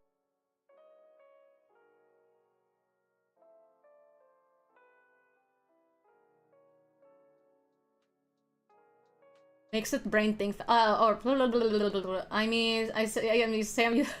But works. I see. Severe brain rot. So I usually play a game like Baldur's Gate and have you on my level. Oh my god, Jake does the same thing. I'm not the kind of person who can like have something else playing while I'm playing a game. I'm like fully fucking locked in when I play games. I don't know. I simply use the power of background content in streams to overload the ADHD. Yeah, that's the thing. That's like basically what made me wonder if Jake had ADHD. Is literally because of that. Like, he is the kind of person that like just needs to constantly overstimulate his brain to keep himself focused on tasks. Meanwhile, I'm like, please, no, I cannot. I mean, like, I even talk about how sometimes I'll be drawing and then my playlist will stop, or like YouTube's like, are you still there? And it'll be like an hour has passed and no music has been playing, and I will not even realize it because like it's just, I'm usually so locked in. Like honestly, the background music that I have for when I stream is mostly for chat. It's not really for myself because I don't even notice it. Like, if I'm being entirely honest, I usually will not even notice that it's a thing. That's kind of just how it be.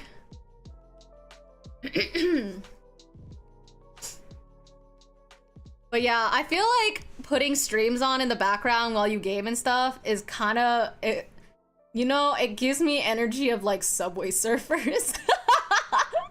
Like the fucking Zoomer Subway Surfer memes. Like it just honest to God feels like that. And I'm just not on that boat. I'll be honest. I'm not old, but I do think I have an attention span. That's exactly what it is. Oh no. Am I your Subway Surfers? Do I need to put like keys jingling on the side? Y'all, I've literally added moving elements to my overlay for you guys already. Exactly what it is sometimes. No! I'm your fucking Subway Surfers! God damn it! Can't I be the primary content? I'm kidding. Why am I relegated to the status of Subway Surfers? This sucks! My life sucks! Everybody hates me!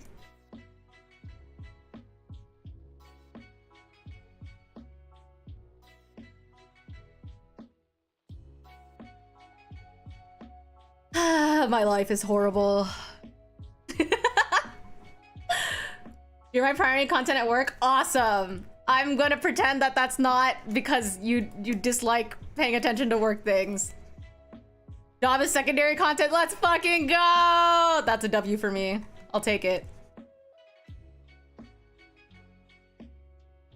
I'll take it.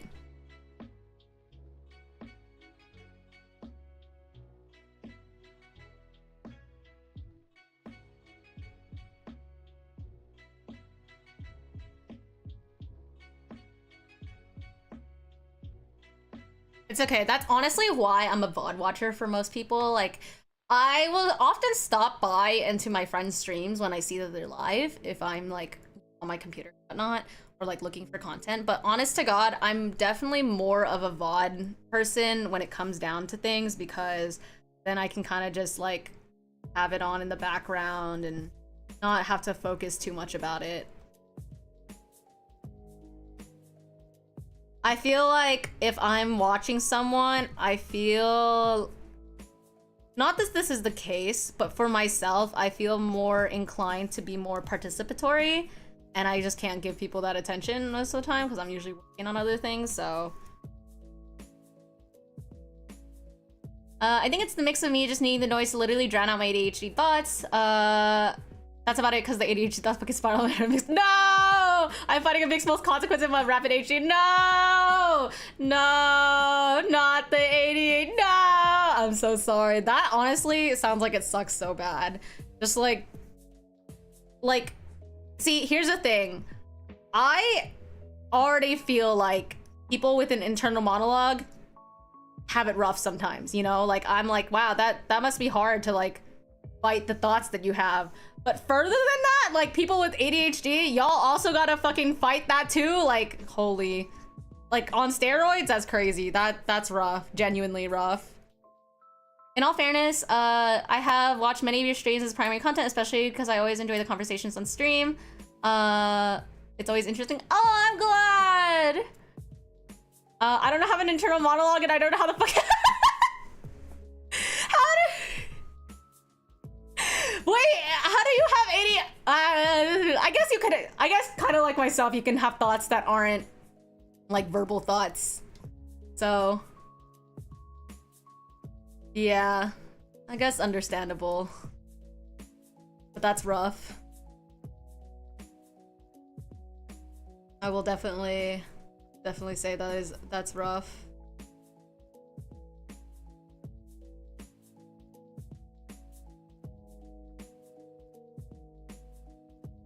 The ADHD induced, I'm just avoided whatever the fuck it's throwing at me. No!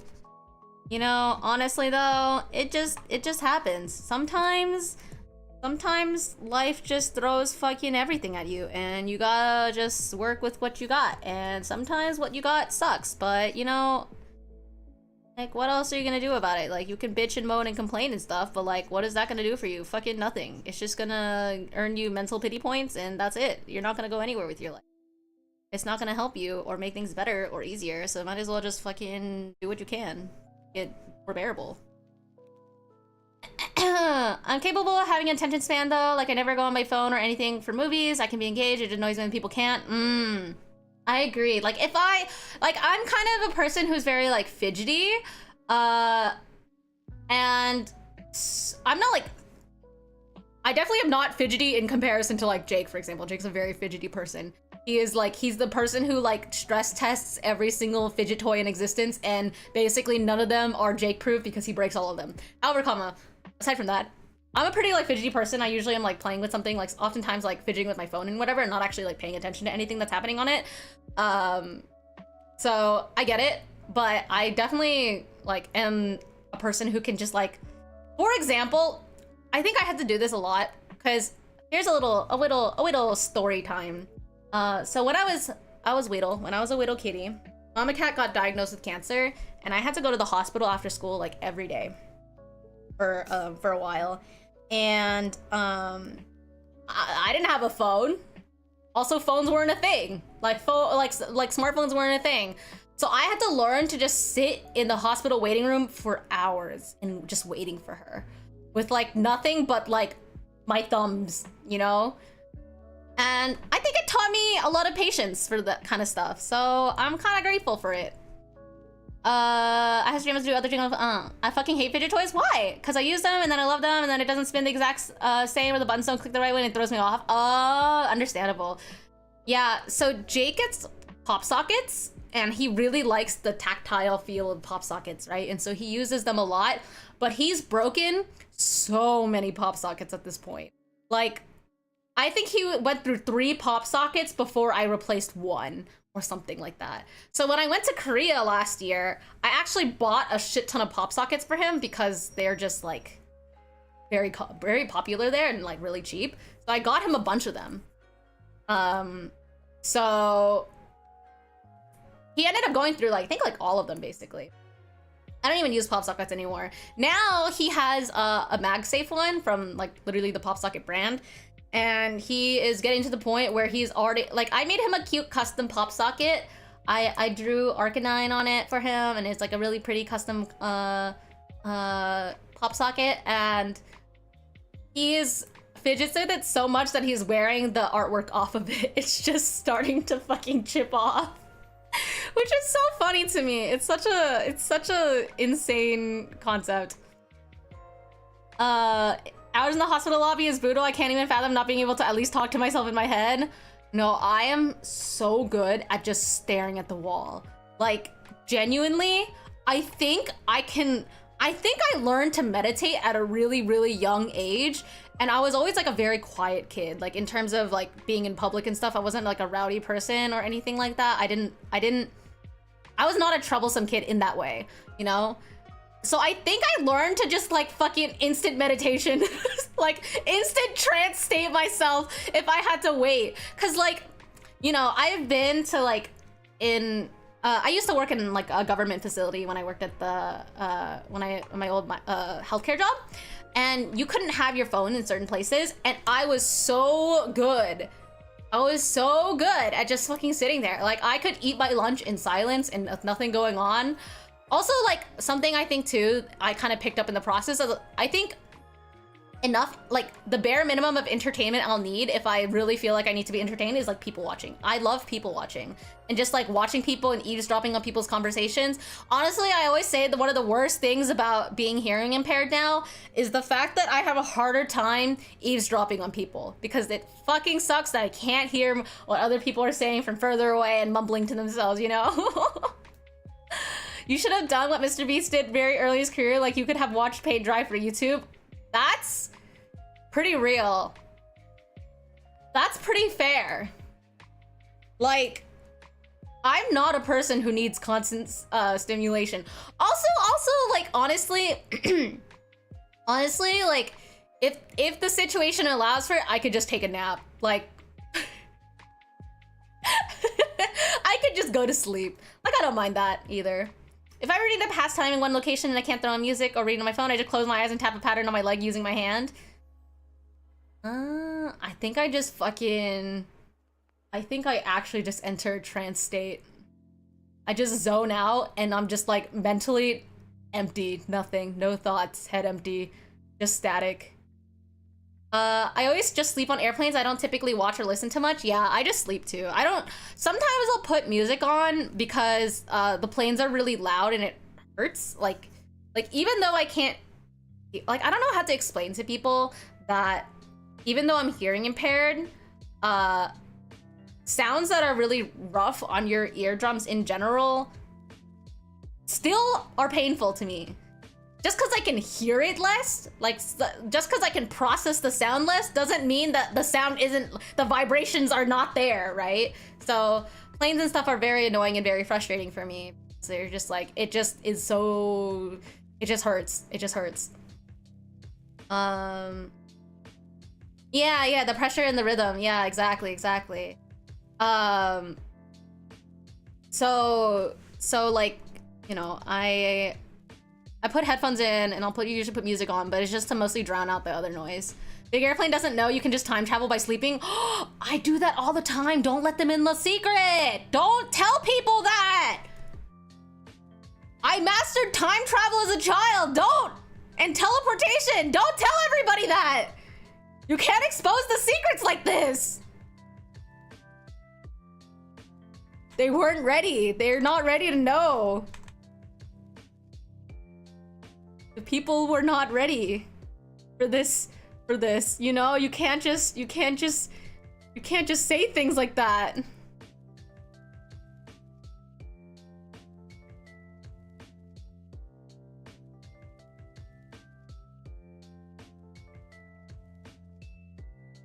Honestly though, I think a big reason why I learned to like sleep on basically all forms of transportation more than anything than like be and stuff is because I get motion sick on like every form of moving vehicle.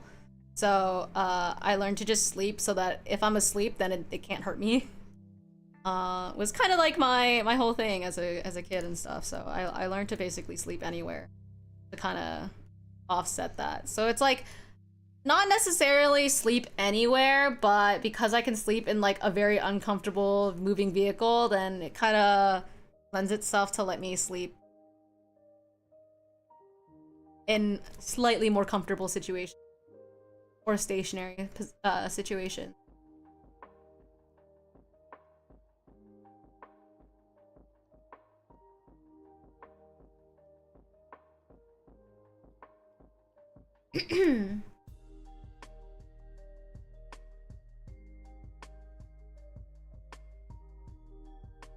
Yeah.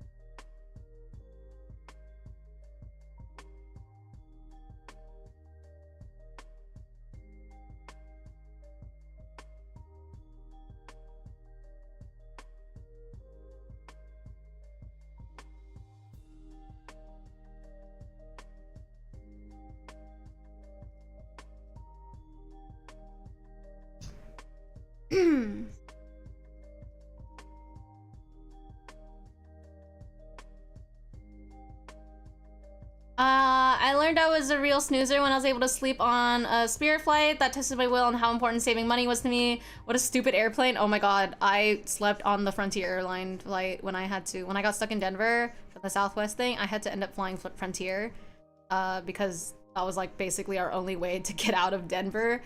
And I slept on that plane, and that was Pog. I definitely got motion sick, like, from that. And I was definitely in a situation where I used motion sickness meds, so I felt less awful, and that made me more drowsy. However, I still did it. I still survived the flight, and I still slept through it. I forgot if I already said this, but did you see Frontier's April Fool's joke where they tweeted they were introducing a standing room for No, but that's so funny. That's so funny. I mean, like, honestly, obviously, they know they're a budget airline because, like, there's no fucking, like, budget airlines are budget airlines. Like, they're well aware of the services they're offering. They're just literally offering you a tin can to yeet you across the sky for a very cheap price. So, like, I get it. But that is insane, and that is so goddamn funny. At least they don't lie to you, you know? Like, if you're gonna experience turbulence anyway, sometimes maybe budget airline is the way to go. I went to Japan on a budget airline. I came out okay. I flew Zip Air when I went to Japan.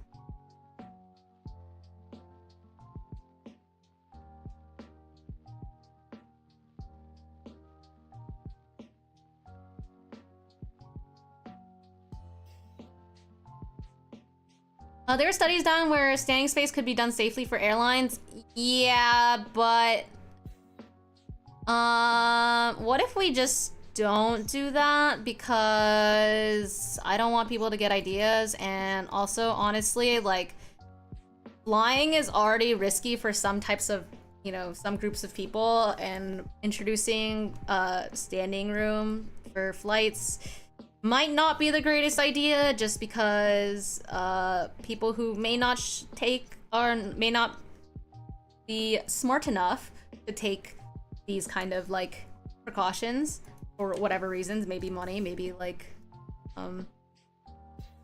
being stupid or ignorant or whatever. Like, I think it's just the risk is higher, and I don't think airlines want to run that risk with customers. Yeah. How do we know that the budget airline didn't crash and send a Miao clone in their stead? You'll never know. Maybe the real reason why I've been coughing more, and the real reason why I've been having a hard time speaking as much, is because I'm faking my voice this entire time, and this isn't actually me. How do you know? You don't know. I might really just be a fake. You'll never know. How would you know?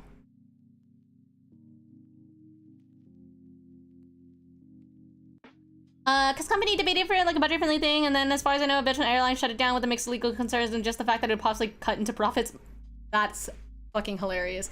Yeah, I mean, like, in terms of lobbying, as far as lobbying goes, like, I don't think there's any way that any airline would allow another to do something like that, because that's pretty absurd.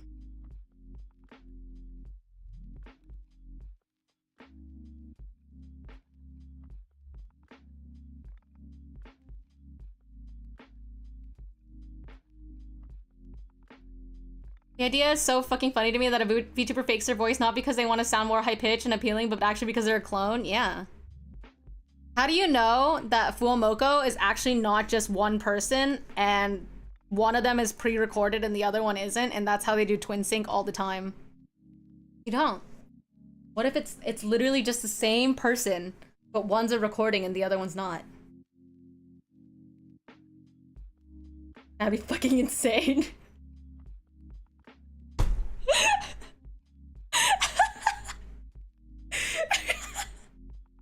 Insane VTuber idea. Pre-record every stream with the model, and then basically you're live reacting with that model to whatever it is you're fucking doing. The sheer amount of time spent memorizing when to say something in sync with the recording. Yeah. Or you just have it in your ear, you know? On a slight, like, so then it plays back on a slight delay to everyone else, so you hear it in advance. Who knows? That would actually be pure insanity, though. I don't think that is something that would be long-term feasible. I could imagine someone doing that, though, to try to, like, essentially make a Fuumoco mimic.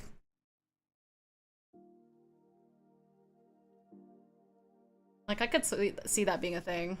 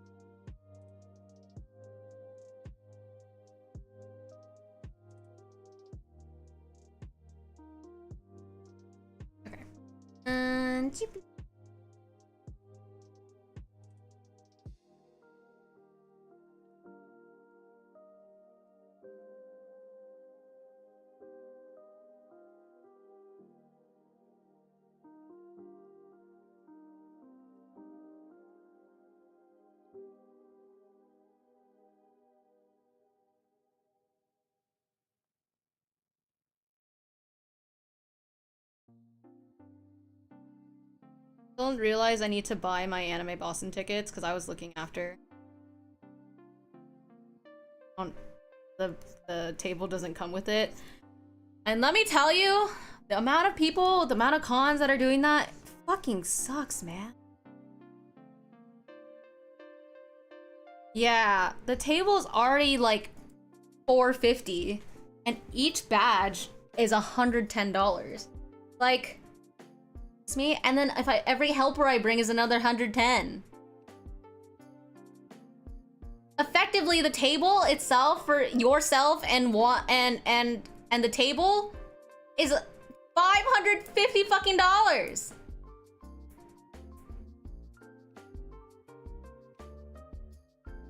I know. It's honestly so frustrating to me as an artist to see so many goddamn freaking like just cons and stuff starting to try to like weasel their way into bleeding artists dry with how much they're charging for stuff. And it's like, man, do you think we make all this money? Like, in actuality, like the percentage of people who genuinely make this much money at cons and shit is like way smaller than they think. Like, it's way smaller. Like why are you making life so fucking rough? Come on now.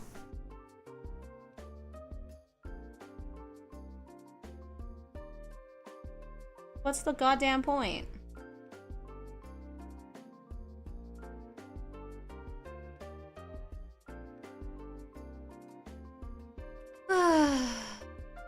The lowly convention showrunners are finally getting something out of the big league artists that make so much money.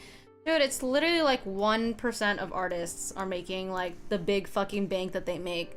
The amount of profit I come out of per con is so little.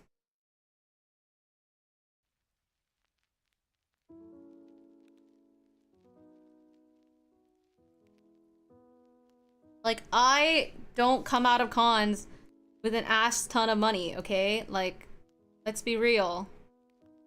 I'm not making as many digits as you think I am when I table at a con. It does not work that way.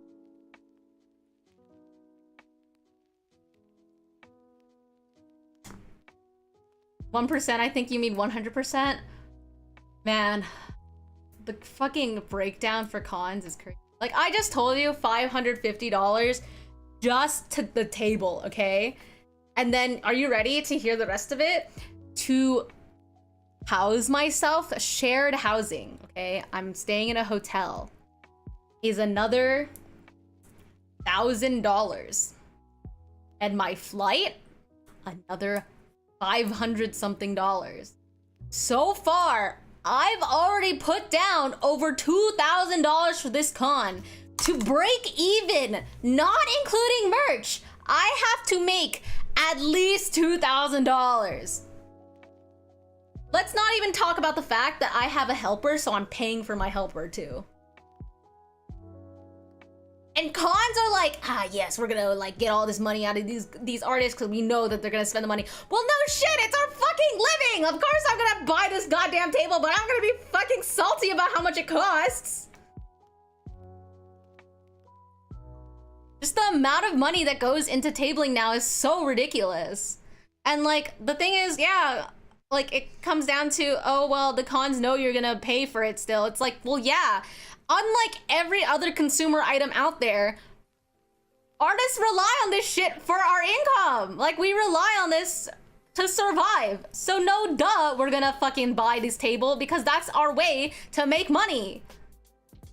It's not like, you know, if it was something like going out to eat at a specific restaurant and the restaurant owner did something shitty and so you're gonna boycott them.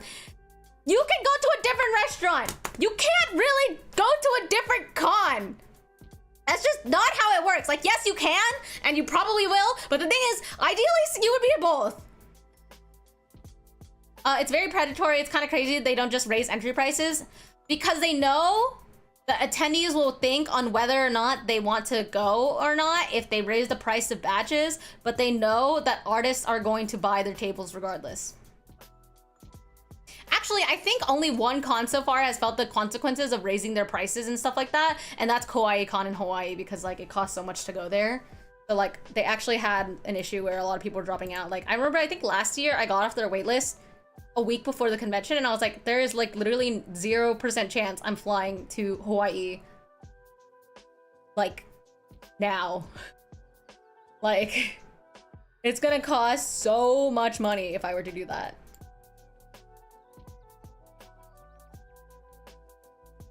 I couldn't afford to go to Hawaii as is, yeah.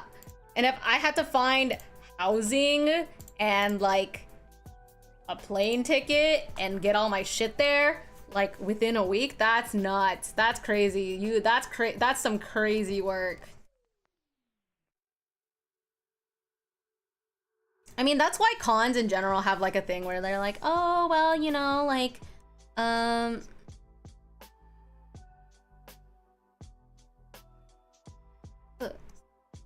I'm stupid.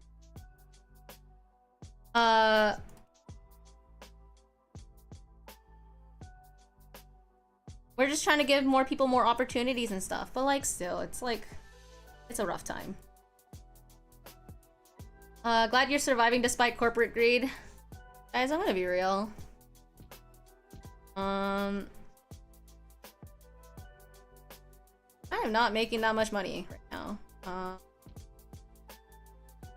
I'm comfortable in my life as it is for reasons, for like lots of reasons, but I will say my income is not amazing. I'm definitely not one of those artists making literal ass tons of money. I'll fucking say it, I am not. Fortunately. In that boat of people. Let's see.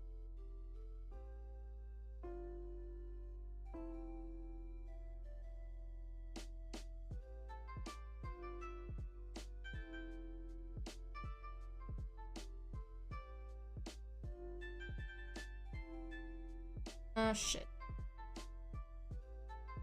Is it from...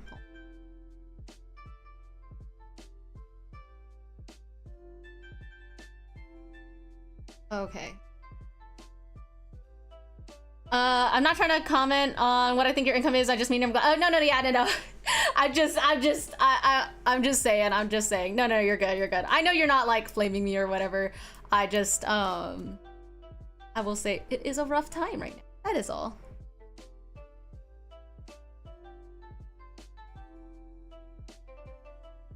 Do not fret, I am not offended. I hardly have the time nor energy.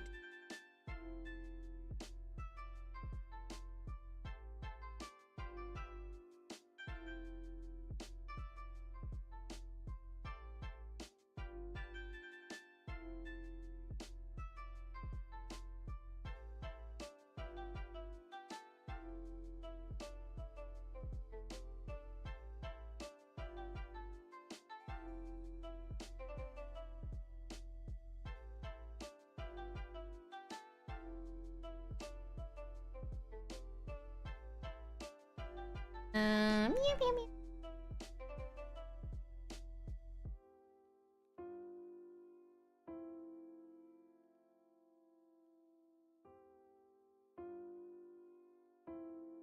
Alright, so that's one side, and then this side.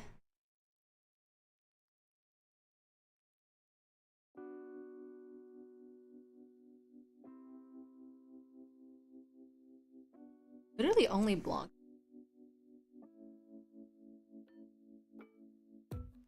Not.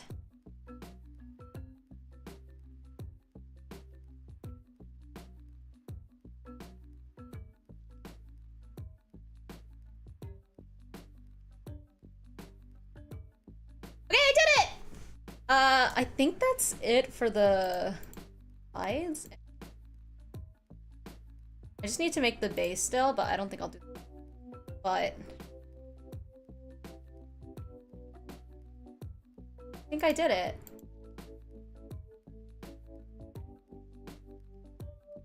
Color the line art.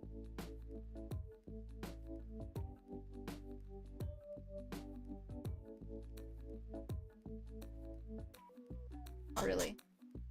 Sorry, I did not mean to zoom into her ass. Actually, I didn't. Yeah, I was on. Tomate.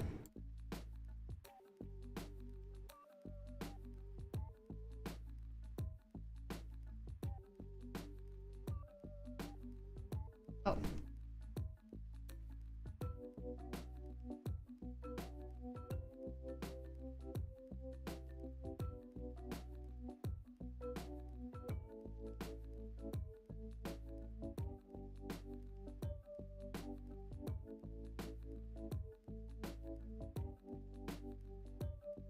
Ah, no entiendo.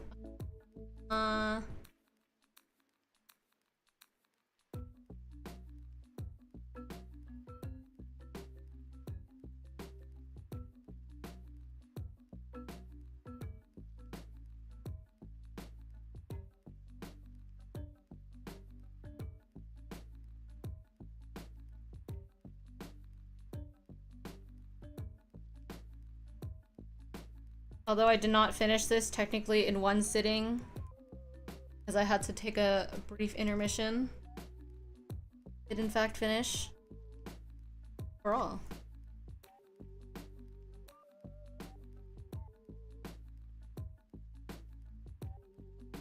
Yay! Wait, what if I do it like...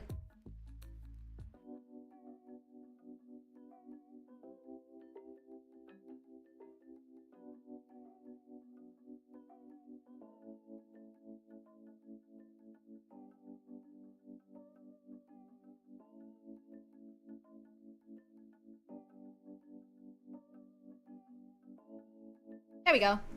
Yippee! I'm done! I want to add...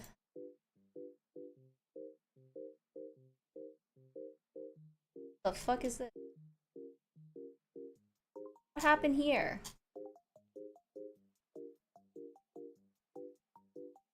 What is this disaster? Hold on.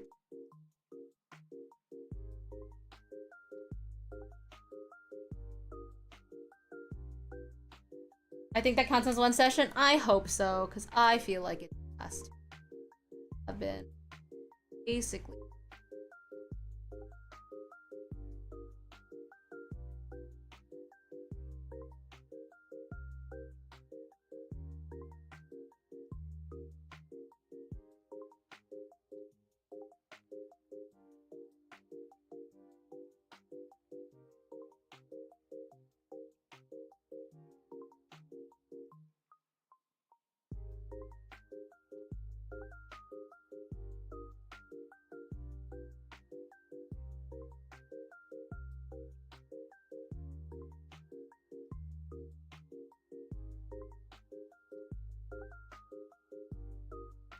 Hi, Brad. How are you? Trying to see if I can find anything.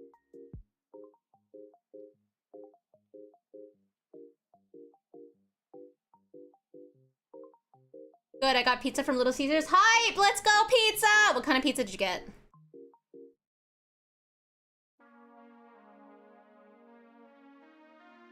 Okay.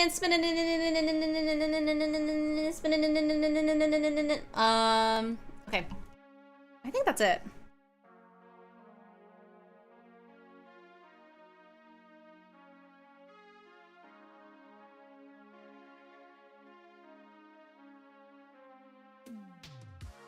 Looking slay, thanks. Thin crust EMB pepperoni. What is EMB? EMB. Extra most bestest.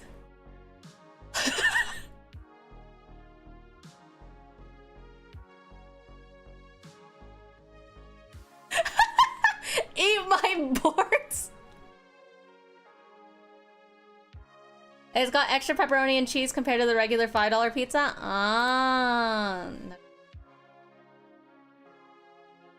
That's such a fucking ridiculous ass thing. Alright. Okay, let's go raid someone since I am done. My wifey Mako is streaming Fortnite, so we're gonna go ahead and raid her. But thank you for hanging out with me today, everybody. I really appreciate it, especially sticking with me through all this stupid shit that happened today where I had to pop out and pop back in. I also, Yuen, I don't know how you always come in at the end. That's really funny and honestly a talent at this point. But I will be back tomorrow with Nikkei, like actual Nikkei, and then more drawing on Friday.